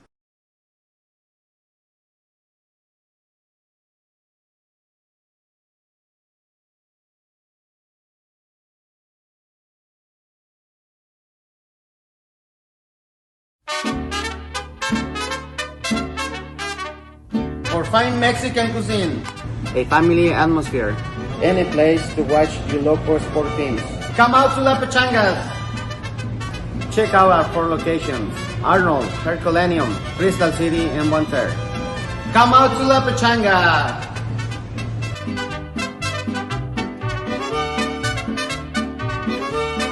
We hope you're enjoying tonight's presentation. Take advantage of the HD experience here with Livestream STL by going to the TKDS Sports Network app. Download the app and subscribe by going to videos.tkdssports.com. That'll get you access onto our TKDS Sports app, Roku, and Fire Stick. And thanks so much for your support of Livestream STL. Okay. All right. Yep. Hi, I'm Ray Halbrook from Livestream STL. And I'm Zach Bone with Festus Post 253 American Legion Baseball. Yep, no, I don't like that either. Let's go back. Hi, I'm Ray Halbrook with Livestream STL. And I'm Zach Bone with Festus Post 250. Hi, I'm Ray Halbrook with Livestream STL. And I'm Zach Bone with Festus Post 253 American Legion Baseball. This summer, we're partnering with Livestream STL for a fundraiser that will bring you every game of the 2021 season right here on Livestream STL. If you're interested in signing up, please click the link below. If you're interested in sponsoring one of these games, please contact Livestream. A portion of all proceeds will be donated back to the Festus American Legion Baseball program. We hope to see you out at the ball field and online. Better?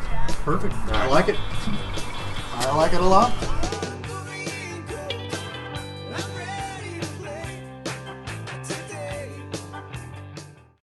Jefferson College has affordable degree options for students of all ages. Plus, register before December 11th and you could win a $250 book scholarship or other great prizes. Jefferson College provides safe on-site and online options and many exciting career pathways like humanities, business, social science and public service, math, physics and technology, and science and health. Students who know, go Jeffco. Enroll now at jeffco.edu.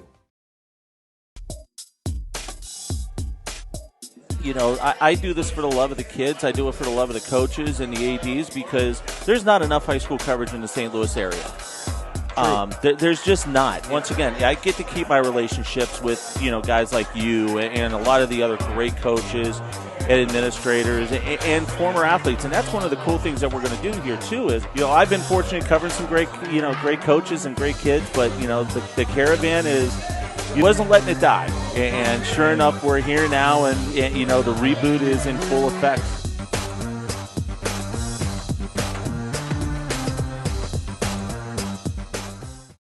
Guys, I've always wanted to ask you this since you're both pitchers. What's your favorite pitch? It's a fastball? Okay. I know. It's a curveball. No?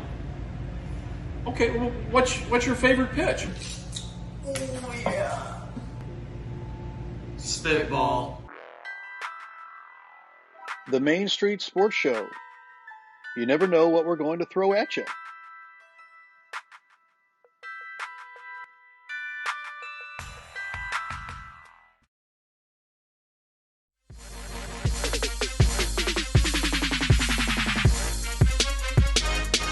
And we are back for round number 3 here, our final segment here. And guys are getting their headsets back on here. Are we going to do trivia tonight, or do we not? Trivia. No trivia tonight. Okay, nope. So we're going to. It's a rayable. Nope. Oh. No trivia tonight. Blair gets to keep the trophy for another week. Yeah, you know. So. Stays in Black Cat Land for at least another week. Right. You're as bad as guy next to you. It Doesn't bring a cup. Well, I thought we were doing an audible, so I know it's not going to Lancerland this week, so we're good. Dang it. One way or the other. You know. One way or the other. What's not going there? Dang it. Oh, not going to Lancerland. Lancerland for what? I didn't mean to do that twice. Sorry. That's fine. These two yo-yos. Yeah. At least staying in Black Cat Land All right. one more week. Big news for all the Misha. Hey, before that. Okay, go ahead. O'Neal, 2-run dog. O'Neal. You guys said, I told you the O'Neal factor. I know they're playing Arizona, but Okay, he didn't play against the Mothers. Yep, O'Neal. Didn't. O'Neal. Anyway, yeah. He's got 9 dongs and played in like 30 games. Well, how many strikeouts? I don't he got? care. What's his batting average? I don't care. 200. What's his on-base percentage? What's his RBIs? He's batting. He's batting 200. Yeah, exactly. He's batting as good. He's batting better than Pujols, and you wanted that guy back. Yeah, but I never wanted Pujols to start. You want this guy to start. You want Pujols back. You know you do. I want him back, but I don't want him to start. I would start O'Neal over him. I want Pujols back because this guy will go and watch another game after that. I would. Hey, by the way, 100% capacity here pretty soon, too. Nice. When are we all going? June 15th. I'm not going, Ray. They're not getting my money. Unless you're buying, they're not getting my money. Do I have to pull out the 1-800-SUCK-IT? We could do the coaches I think you box just did. outside No. the stadium. No, we can't do that either. And Yes, then we go can. in. We can't do that That would either. be awesome. We can't go up there either. He's batting 250. We Okay, can't. who is Pujols? No. Oh, Tyler O'Neill is batting .250 now with 9 homers. They Now he's batting and 251. 18 RBIs. They can't Nice tell us bet. what we can and can't sorry. do on the 20 corner RB. of 7th and freaking Sure Market. they can. It's called you got to have a permit Yeah, to he's go out batting there. 250, No. 9 home runs, No. and 20 RBIs. I don't care if any of you Oh my gosh. Everybody at butts home's are not listening. Everybody at home is listening to you, No, I'm Jarvis. the anchor. Shut up. Hey, at least you finally figured that out. I like it. What? Coach. You're the anchor. I don't get the music played all the time when I'm You're right. As you talk so damn long. Oh, gosh. I never But talk too much. here, this will get him going. Let's talk about the new Misha news that came out last week and a half. Let's kind of talk you about got that? You got that picture up? Well, I'm dealing with some major issues. Okay, so again right I'll now, go ahead so- and talk about the first. Yeah, I don't thing. even know if the show's up right now. The show's up, Oh. audio only right now, and again, I'm The about ready broadcast to has throw- been paused. I'm about ready to throw some things. Yeah. My mom just sends me a message and says the full moon must have everybody cranky but you. Whoa. Isn't that crazy? I'm not cranky This guy's not either. cranky? Not Well, cranky. what's going Hey, on? it's last day of school. That is the It's only last day cranky. of school today. I think cranky. Jarvis is in a great mood tonight. I am. Yeah, that's That's 2 weeks in a right. row. Right? That's 2 weeks in a This row. is 2 weeks in a row. Right. Jarvis being a positive. That's right. It's all about the water, I think, man. I think it's all that about the tea. water. It's a T. That's special tea. That's I water. On water. I had one tea today. Well, you know. Hey. So let's go back to these. The Misha has ballot The Misha. results and changes for the 2021, 21-22 season. Contest limitations. Instead of number of games and the number of tournaments on a sliding scale, we will now have a total number of games that you can play per sport. For example, 6 games per year, volleyball 36, baseball and softball 36. So, you're instead of you saying you can play in 16 regular season games in 3 tournaments, or 18 and 2, or 20 and 1, now you can play a total of 26 games, no matter how you do it. Mm-hmm. You can play in 4 tournaments and only have 10 games if you get, however many out of that to total up to 26. How come we don't have basketball set up like volleyball and baseball on a Saturday to where 3 teams get together and say, or 4, and say, let's do 2 games in a day? Why is that not a thing? Chris? Because Misha sucks. Well, I honestly, I think it. There you have it, folks. Misha is pretty much like socialist control of sports in Missouri. I think the socialists have my internet. They've hacked into my internet. No, you just ain't got enough apple juice over there. I don't know if they have any apple juice here. They might have some that's apple flavored. I know this show's called Like We See It, but you're calling it a little too much tonight. And hey, 1-800. I'll be on assignment. I don't know. next week, so who 911 might cares? get dialed here in a little bit. I don't know. So all of a sudden, you're going to hear Michael Jackson. what do you playing. guys think about that? So what do you guys think about that? Do you think that you're going to see more teams maybe if they're not in a conference playing in more tournaments? Or do you see teams playing in maybe less tournaments and playing all regular season games? I think if you are a big-time team program, you probably get in a couple extra tournaments. Yeah, I would have played more tournaments if I was one of those teams. Excuse me. Yeah. You okay? Sorry. Well, Wake up, man. here's what It's bedtime. Okay, you opened Yeah. it up. I'm gonna slam some crap on this. Wow! Slam it home. I'm sorry. Slamming it home. He brought it up first with Misha Sucks, and this is all about Why do you Class say 6, Class 5, and Class 4 schools. And I know we're Class You're 4, Class 4. but I'm talking This about year. the big ones that we were by 12 kids. Yeah, you'll probably have like 24 next year. So what I'm saying is, they don't care about these schools that the kids are playing 3 sports. This is going to benefit your Chaminads and all these guys that they're agree. only playing 1 sport, and so now, they're going to be practicing that. They're already doing it anyway. So, we haven't even gotten to that part. And I'm yet. not blaming Chaminade. I wasn't just. I just Sounds wanted to like pop you to blame my head. Chaminade. That just popped in my head. But I'm just saying, all it is St. helping is Pius. these big schools. Yeah. It's not St. Well, no, Pius. he didn't even once. get to. Well, I know he that hasn't point. get to that point. But, Yeah. before we go on to that point, do you think that as far as scheduling goes, do you see more I see more, depending on the sport. I think if you're an AD, now, Chris, you've been an AD, so you can answer this. I think you're going to see a lot more tournaments, whether it's round robin, tournaments, because if you're an AD, you can be like, hey, I can get a team here that gets 3-4 ball games this week and never have to leave, and not have, it's in the bus. same spot. I'm not going to have to call 3 different schools if something gets snowed out or rained out or whatever. And I don't know. I think it's probably just easier to get into a lot of tournaments. Well, and I think as far as if you're successful and you go into postseason, you're going to have to play, 3 or 4 games there in a week to win a district title, and then you're going to turn around and have to play a Wednesday and then a Saturday after that, back to back. So I think that it sets you up if you're a team that maybe thinks they have a chance to have a little bit of a run. You might get in more tournaments to try to prepare your kids for that back to back games, and then maybe a couple days off and then a championship or whatever. Now I do think on the flip side, if it's done correctly, like we're going to take a top tier team, they're probably going to want to go in more tournaments. I think if you're maybe a team that is trying to build, I think it works great because then you could say, let's see if we can find some other teams that are on the same level of trying to build, right? And you can get a whole bunch of more games that way instead of having to play a tournament where you're going to be the 8th seed and then you're going to get drubbed by the first 2 games.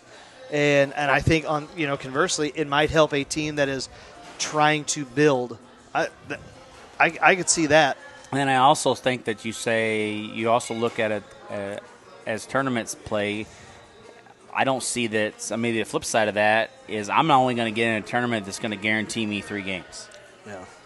Because I only got a 26 limit. So if I'm not going to get in a tournament if it's not guaranteeing me 3. Mm-hmm. If it's only getting me 2, I'm not going to get in. Honestly, I have to have. Now I've got 26 games. And I don't. And Jarvis, you've been in Park Hills tournament. Why is that it's Christmas? Everybody's off. Why can't they get 3 games in, even if it's? It's because they're doing boys and girls at the same time. Yeah. But okay, one fine. Gym. But no, it doesn't have to be one gym. That's what I'm saying. Would you rather stay down there and play 3 games, and hypothetically play your 3rd one off-site, as long as you get a 3rd game? I would rather get 3 games. It's rough when you go down there and you get 2 games, and then you're done. Yeah. And then you 4:00 in the afternoon on a Monday, and then Tuesday you turn around at 10 a.m. and you're done. That's not worth being in 12 that hours tournament. later and you're done. Yeah. Well, I mean, it's the most prestigious tournament. It's one of the there's 3 big Christmas tournaments in the state of Missouri, and it's that's one one of of the big ones. And that's I mean, growing program, like you were saying, you'd probably want to be in more tournaments.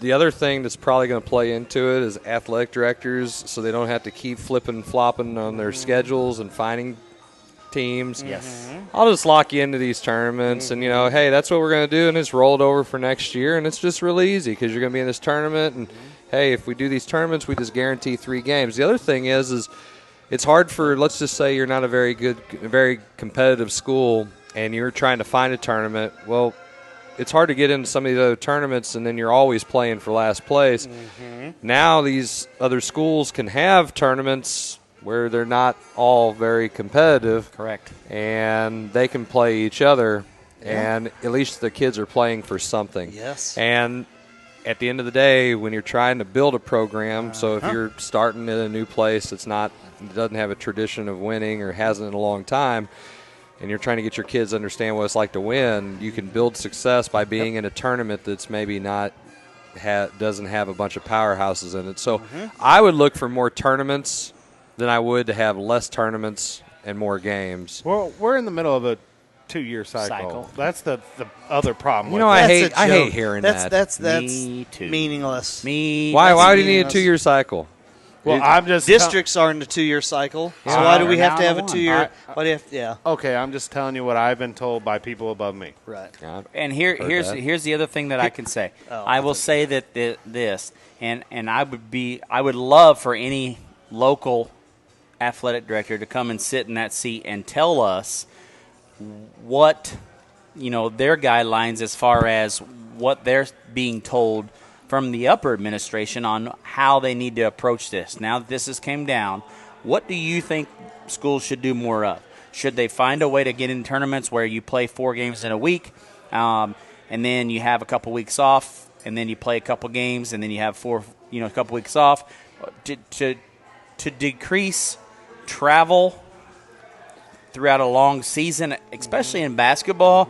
Okay, so let's say we're going to go to a tournament. We're going to play 4 days during that week. We're going to play in a tournament, and then we're going to have 2 weeks off where we don't have no travel, no games, and then we're going to go and play in another tournament, and we'll go 4 days that week, where it limits you're off campus or on a bus or having to deal with all of that stuff, having supervisors, people to run the clock, people to do the gate, all these things that they're having a struggle finding. Do you think that you see more of, like you said, tournaments being created because that's the most feasible thing for school districts to do? So why not just do this then? If we're worried about that travel and we're worried about all these nights that they're out, why don't we just have, considering how many weekends we have, even discounting and not just play three games a week every weekend like AU does, and you'll get your 26 games in. You have basically a whole week to prepare for that whole tournament. You could even give the kids a Monday off if you need to, and that way they're not out of school as much, and that way they're not traveling during the week as much, and they have time to do all their homework, and it benefits the schools that only have 4-day calendars. Let's just do that and just say hell with it. But that's too simple. So it's logical. Why? That's what AU does, and AU's taken over the world. So why not just do that? I mean, you get into there's your winner. Basketball. Done. I hear you. Fixed. I hear you, but you also got snow. Well, it is. You get snow though. Then what are you going to do? Well, just cancel it. So then those games are gone? No. There's still extra weekends to have here. You're ready to give up every weekend you have from the month of November till Well, I already give up most of the days anyway. I mean, just what's the difference? I'm just saying you have extra weekends in case there's snow. Yeah. Well, Blair, drop the bombshell controversial topic here that Michigan just came out with. Right. I thought I had. So I know. Out of season practice periods. Yeah. Let me restate that. Now, this is not contact days. No, this has nothing to do with contact days. This is out of season practice. Let me specify that again. Practice. Come on, Chris. Periods. I already said. Not. This is built for the big schools. Not during I don't the think summer. It's built for, I think it is during the fiscal How school do you figure it's not? year. I think it's built for the programs. I think it's built for what you're going to see. Go ahead, finish it, and I'll explain it. So, you may practice 7 weeks prior to the start of your season for up to 3 hours a week with no more than an hour and a half per day. These practices can be 100% practice, strategy, skill work, etc. Your open facilities and weight training throughout the school year does not change. It will remain the same. So, 7 weeks from the fall season, which basically means 7 weeks from the last day of school, 7 weeks prior, the fall sports can now practice for 3 hours a week for 7 weeks in a row. And then winter sports can practice for 7 weeks prior to the winter season, which would basically means most of the fall. Okay? And then spring sports can practice for 7 weeks during the winter season while tell those him not sports are to gone. do that. So my concern and my question is, does that mean that Does that mean this? Does that mean that you're going to see more of those schools and programs trying to maybe start maybe more of having an issue with sharing kids. Because if I have a kid that plays let's say I'm a fall coach and I have a kid that plays a spring sport, but I want to practice and you have a practice and I want to practice from 5 to 7 after your practice is over twice a week, or maybe 5 to 6:30, sorry, an hour and a half practice.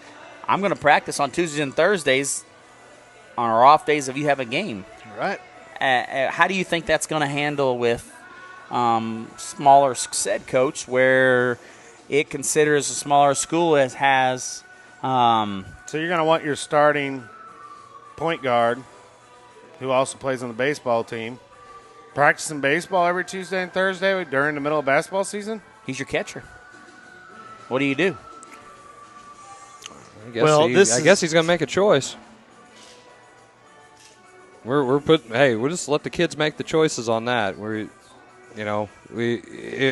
we're going to let out of sports seasons start their practice with kids who play multiple sports, then the kids or the parents or whoever wants to make that decision, they can basically change the entire complexion of your season playing in or doing any baseball, and all of a sudden his baseball coach, he's a baseball 1 kid. I'm just using baseball as an example. Nothing against baseball. I'm a basketball coach. So he goes and says, hey, coach, my coach says that I want to, we're going to start doing practice, or we're going to hit, or we're going to do all this stuff. So I'm not going to be at practice 2 or 3 days a week. Well, it ain't like I don't have the AAU basketball schedule where I'm practicing. I'm only playing games on weekends. So we've got games that he's actually not seeing the scouting report for, or being prepared for, and he's missing those practices. We're allowing those kids to have that opportunity to make that choice. Plus, we're also putting it in the hands of irresponsible coaches who are going to make kids make that choice. Because realistically, that's the wrong thing to do. Right. And that's going to happen. Somebody who doesn't give a rat's butt about your sport is going to make that kid make a decision, and it's going to alter your season altogether. That's what they're opening the door for. That's is what I'm saying. Some jackass coach to make that decision to say, we're going to do this. And it's not, hey, we're going to do it for guys who aren't playing the other sports. No, they're going to do it for all their kids. Right. Oh, I told him not to do it, but it's okay if he does, and he shows up, and he ruins your sport. And if I did that, it'd be the same thing. I'd be the jackass too. Yeah. And that's the BS that they're doing with it. That's a stupid thing. You're right. It only benefits the large schools. Yeah, who don't have to share. I don't think I think it benefits the top program of a school. It benefits the schools that don't have to worry about they don't sharing. Have to share athletes. They might share one or two, but they're not sharing and I'm sharing all. It's still, even with them, it still makes somebody have to make a poor choice, and you're putting the onus. What's going to happen is you're going to change. You're going to change and alter the season that you're currently having. The postseason. That's part of the season. That's the worst part of it. It's not even going to be. It's districts. So now we're going to let them start playing baseball in the middle of basketball season. So I'm going to start basketball in the middle of football season. I'm a football coach too. How is that going to work? That's the stupidest. When I read that thing, I was just like, "Well, are you killing me? Are you kidding me?" Here's what I think. I don't even know why you'd put that on there. The biggest problem that you're going to come into is you're going to make a high school kid decide. What if he's a kid that just plays? Baseball's his number 1 sport, right? So what's he going to tell your basketball coach? Yeah, but I'm saying is that you're going to tell that kid you got to make a decision. Coach is, the other coach is not. Exactly. Right. And I think it's going to really struggle, and you're going to see programs who are low in numbers. Yeah, going to struggle. Well, they're going to go away. So yes, what's going to happen? That's why I said, and we could talk whether it's the boys' side or the girls' side, and all of that. But I think when you talk about it, you look at the prime programs for the school. For every school is known for a program. Yes. Every school, and it's not just about football, but every school is known for a particular sport. That sport, through this decision, just got bigger. Oh yeah. And all of the other programs just became even more, I don't know if you want to call it inferior, but it's down by the wayside. And there's not a thing that those coaches can do in those other programs. They Well- can't do it because you can't, as a coach, now go say to your boss, your AD, hey, I'm in season and I don't have little Johnny or I don't have Susie.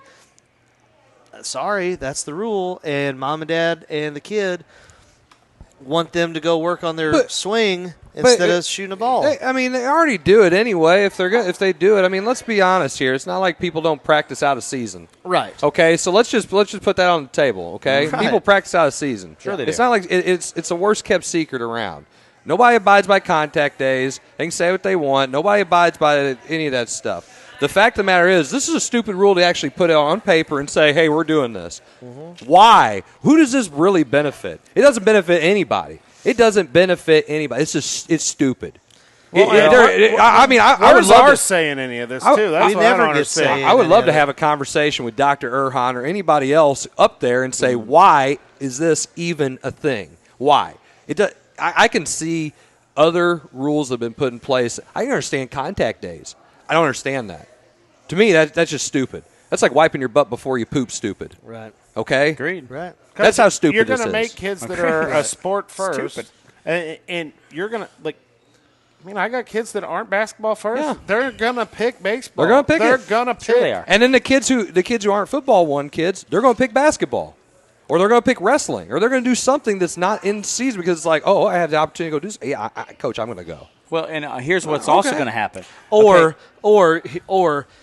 if, let's just hypothetically say it's football season and then you have a practice and old Johnny Appleseed goes to one of your practices and then tweaks his ankle or his knee. Yeah. I know. And he's the stud running back. So what I do now when I'm in, if it's in season and a football kid comes to open gym, right, I say, You're over here. You're over here shooting baskets. You can't scrimmage. But now, because of that, you can be like, hey, sorry, new football coach. Hey, per this, I get Johnny. Johnny could play. And now I know he's got a knee, but it's allowed. I mean, and I like people do it anyway. Coach Halley's, I mean, like you say, but Coach Halley's response here is I like this. You know, ADs and admins can do something about this. They can simply say, we are not doing that here. Simply put, we're not doing that here. Yeah, and he's right. Nobody's holding a gun to the coach's head to have out-of-season practices. It's gonna be that jackass coach who does it. I was going to say that's the thing. Well, because every it's in school, the rules. It's in the rule, and every school has the predominant program. Right. And I'm also going to tell you that here's what I'm going to tell you. The schools, and we had this argument last April, May, and June when schools around the entire state were able to participate in games, activities, and all of this. And then, boom, we didn't have anything around here. And our kids were set to but we have to compete against those same schools when it comes season time. And our kids were at a disadvantage. Yeah. So if you have a school that says, we're not doing this, automatically you're telling that school and those kids, you're putting them as a disadvantage because that other school is going to do it. Don't you think it's going to put ADs in a position where they're going to have to make that decision? I think it's already there, though. I mean, Chris brought it up and said, contact days are a joke or the abiding by, and so it's already there. Like it's already there. How many times do we see? I only have 20 contact days, and that's I don't even use more. We've probably had 50 plus years of teaching between the three of us, and how many times, can we count and say either a new coach comes in any sport and wants to automatically put their thumbprint on the program and say we're going to do all these things and I want my kids at all these events, and you as an established coach have already said, hey, look, this is what we do in the summer, and it completely derails the things that you have done over the years. But when you try and go back and say, hey, hold on, time out, we've already got this situated, sorry. There's no back.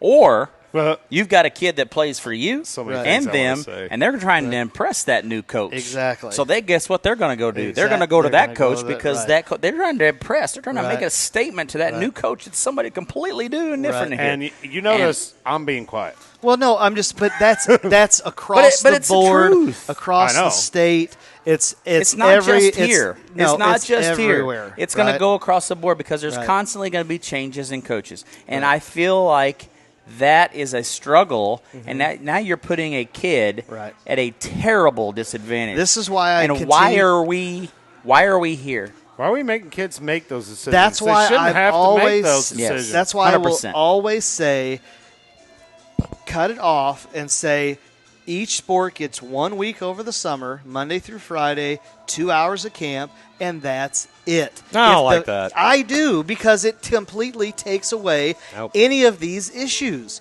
And if they want to get better, then they can go on their own as a family and go participate in some teams, Nope. some select sport. Nope. Well, that's my I opinion. think you And just it let the kids alleviates. in the summer. You just let them do what they want.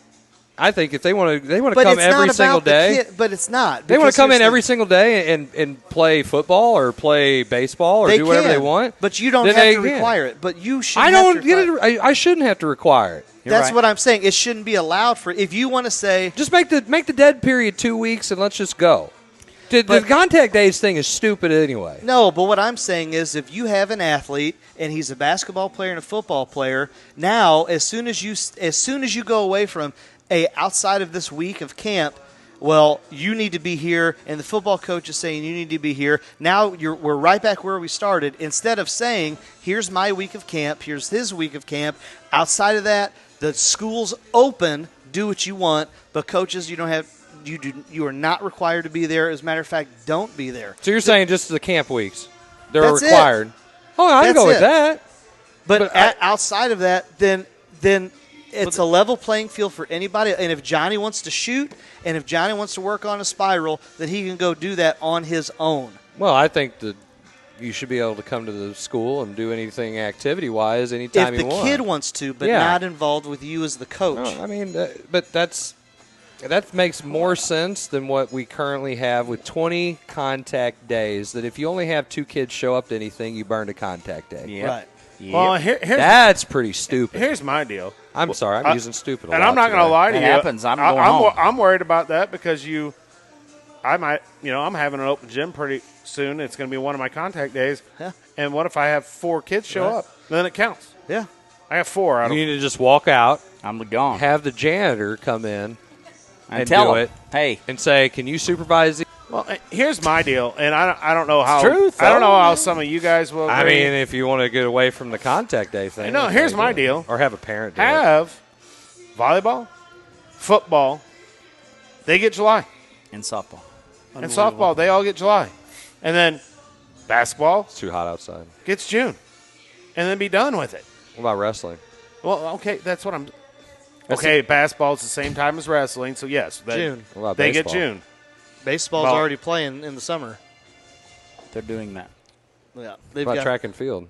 They're already doing that. in Hey, the you're summer. They're track and 360 Yes, days they're a year doing- almost. yeah. or Cross something. country? They're all Yeah, conditioning. cross country slash. Oh, That's that's just conditioning. conditioning. It's Yeah. just Just conditioning.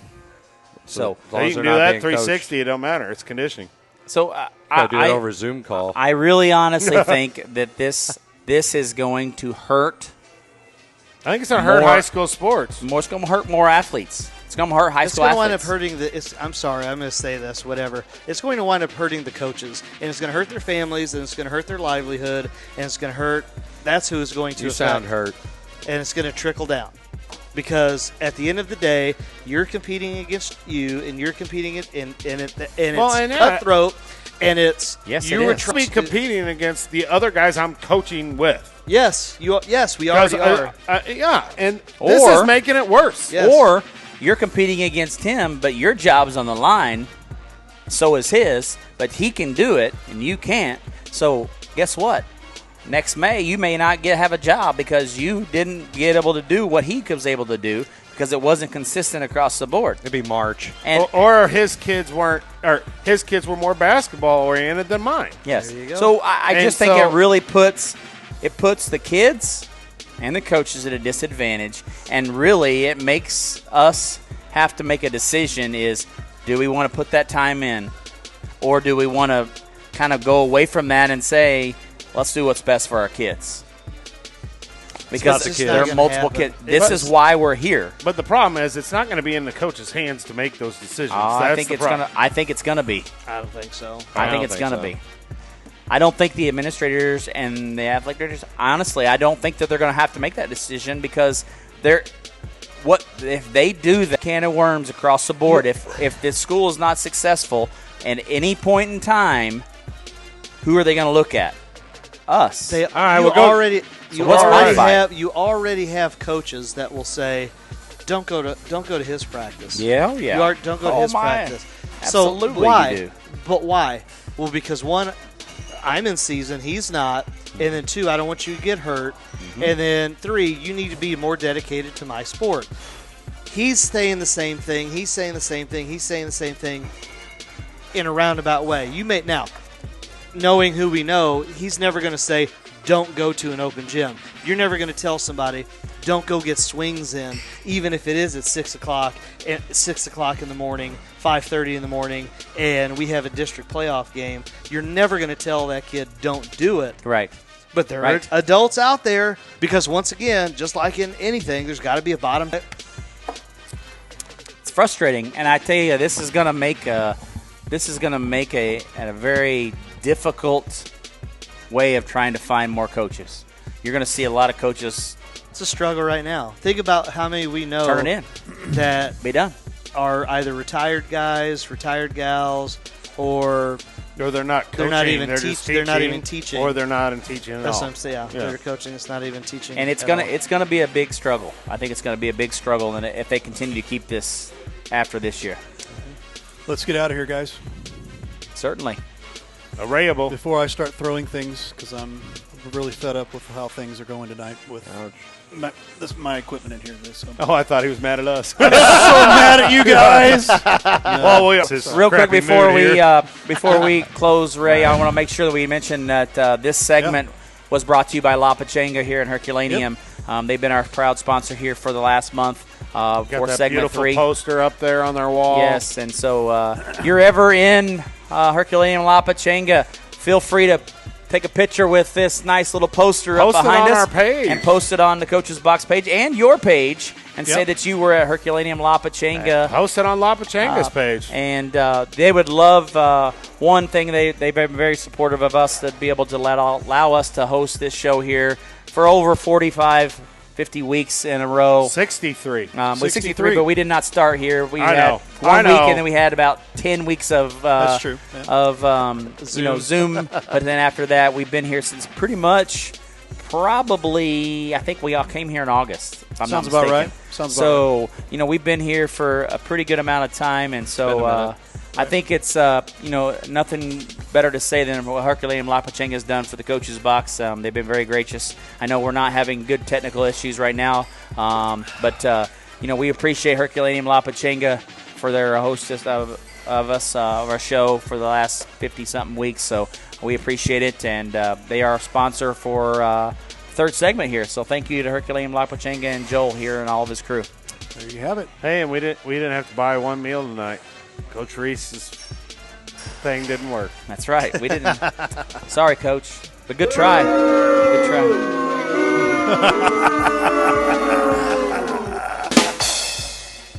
All right, there you go. There you have it. All There right, you have we're it. froze There you up are. again here, so you won't even get to see my ugly mug here. Thanks for watching the Coach's Box. We will see you next week.